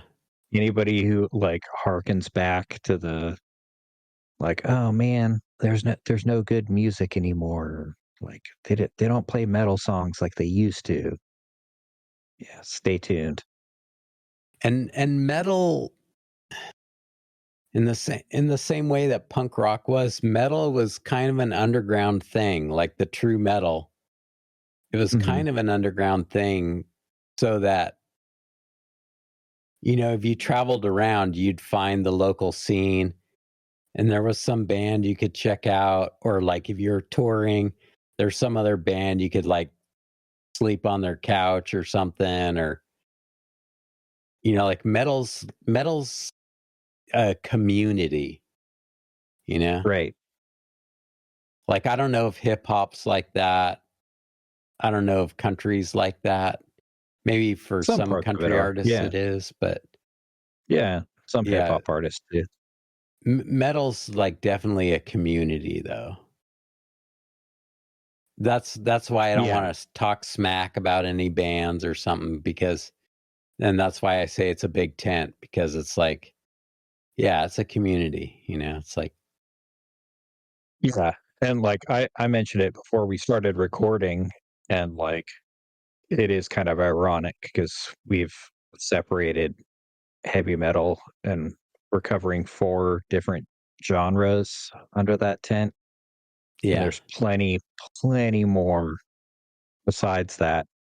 But And we'll one cover of my some of favorite, those. But yeah, we wanted to stay yeah, in the classic vein for Metal Month, not get too far out in the weeds. yeah, there are a lot of weeds in this tent. Not that that's a bad thing. Well, I mean, you can go to a festival and there will be 5 different stages, and you can like go hear your favorite band and then go hear another one of your favorite bands playing in like a smaller stage over that way, Oh yeah. you know. And like if I'm someplace like that and I look at the stage and there's a couple turntables up on the stage, I'll know that, take a look at the flyer and see what other band I can check out. But, you know, like there's something for everybody under the metal umbrella. Sure. Well, maybe not everybody, but if you want to find something to enjoy, you can find it. Right. And like, metal's heyday, like some of the stuff we're we're covering this month, and like next week is going to be thrash metal. I've talked to people that think that metal no longer exists. But like, oh yeah, like I listened to Metallica back in the day. Like, is metal still a thing? It's like, Oh boy. yeah, like some of the Yeah. best metal bands are like out Happening there right right now. now. Well, since we're covering thrash metal, and we're also going to cover trad metal, which is new bands that sound like kind of what we're talking about today. A Is little there bit, any yeah. other metal bands that you want to shout out or name before we go on to other things with Metal Week? Since we're just kind of in the bulk of classic metal now. Oh yeah, well yeah. I was gonna bring up when we played Black Sabbath's Heaven and Hell. We're gonna do an entire episode on Ronnie James Dio. That's why I didn't put Rainbow in the Dark or Yeah. Holy Diver or Last in Line or yeah. Like I could have easily filled up this entire playlist with Dio. So, Yeah. but yeah, he'll get his own episode. I mean, even going out to other corners of the tent, you know, there's like super heavy stuff. There's stoner doom stuff. There's Oh, you were like talking kind of about other proggy genres bands. Yeah, like besides the I don't know, like Mastodon, or, you know, there's just so much good music out there, like just Oh yeah. original and like heavy and enjoyable. And check out The Sword The Sword, yeah. if you've never heard them. Yeah, a lot of bands out of the South. There's like a whole Yeah. revival, just some really good bands coming out of Georgia, and yeah. I'll do an entire episode about folk and pagan metal because there are so many bands in that genre. So much good stuff. One thing for me with metal is like I like a good singer. Like Right. I never got into like the Cookie Monster stuff that much. Yeah, I'm not into it so much, but there are a few bands that I love. I've listened to a few bands where it really seems like some people do the harsh vocals because it fits with the type of music they play. Yeah. And like I understand its appeal. But then I also know there's a lot of people that just like, oh, that sounds brutal. I'm gonna sing like that. Like I'm not that great a singer, but I can do that. Yeah. And so it takes what makes it cool and makes it lame. But it's like it's supposed to sound brutal and harsh and like obtuse and hard to listen to. But it's like, well, I can't sing like Bruce Dickinson or Rob Halford, but I can sound like Cookie Monster. Like that's pretty easy. Yeah. And so I've heard a few singers that like it's kind of a crutch for them. But so my point is, there are two bands that I love, and the singers do both. Like they do the harsh vocals and the clean vocals, and it's kind of like the vocal equivalent of the acoustic guitar intro or outro. Yeah. It's like it's a juxtaposition. Yeah, it kind of came after my time, I guess, and it never really appealed to me. Okay. Yeah. I'll try to change your mind with a couple bands. Yeah, maybe. That'd Like take some convincing, but like I mean, like if you check out like the guy we were talking about earlier, Nathan James and Inglorious, mm-hmm. and he's up there with some of the guys we talked about today being great singers. It's like right. Yeah, and he's doing it like modern era, and he's like that good a singer. Oh yeah, and there are bands like that now. Yeah. I think one of the reasons I appreciate like talented, like true good singers is because that's always like the hardest thing to find in a good band. Like playing in bands, it's like if you don't have a good singer, it's only going to take you so far. You need somebody that can like connect with the audience, who can like make the music sound good. Even like when The Voice came on and stuff, like I could kind of enjoy that show because there's so many times where like a singer would have to move, or they got married and their wife wanted to move to another town. It's like, oh, we got to find a new singer. And just trying out people, it's like, oh man, such an ordeal. Finding somebody that knows how to work a microphone. And I've played with some great singers, but there's been some dry stretches there where it's like, oh man, we got to replace that guy. Here we go.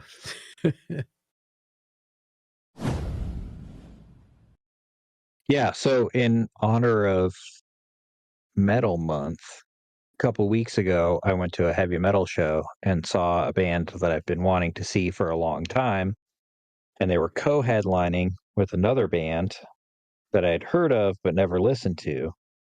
And I don't like to go see bands, especially if they're like headlining or co-headlining. Like I don't want to be one of the people that like leaves after the band that they wanted to see, or just like stands there bored. Yeah. And so I listened to this other band because it was 50-50 chance whether they'd be headlining or not. And so I checked them out, and they were phenomenal. And we'll talk about them more in the trad metal episode. I started listening to them the day before the concert, and I've almost been listening to them nonstop since Oh man, because they're amazing. And you became a fan, huh? yeah, I became a fan and went to their merch booth for the show, bought a T-shirt. I was talking to the guy, and it's their bass player, and I was like, "Man, you guys totally rock!" Blah blah blah. I was being a total fanboy, and he was like, "Thanks, man." And so I got the shirt and I got a patch, and he gave me one of their albums on CD. And so I haven't taken it out of the shrink wrap. I don't think I have a CD player anymore. I think there might be one in my car. And, I guess I could play it on my PlayStation. But so I have a brand new CD of the album Triumph by the band Haunt. And so I thought it would be fun for Metal Month to have a prize giveaway.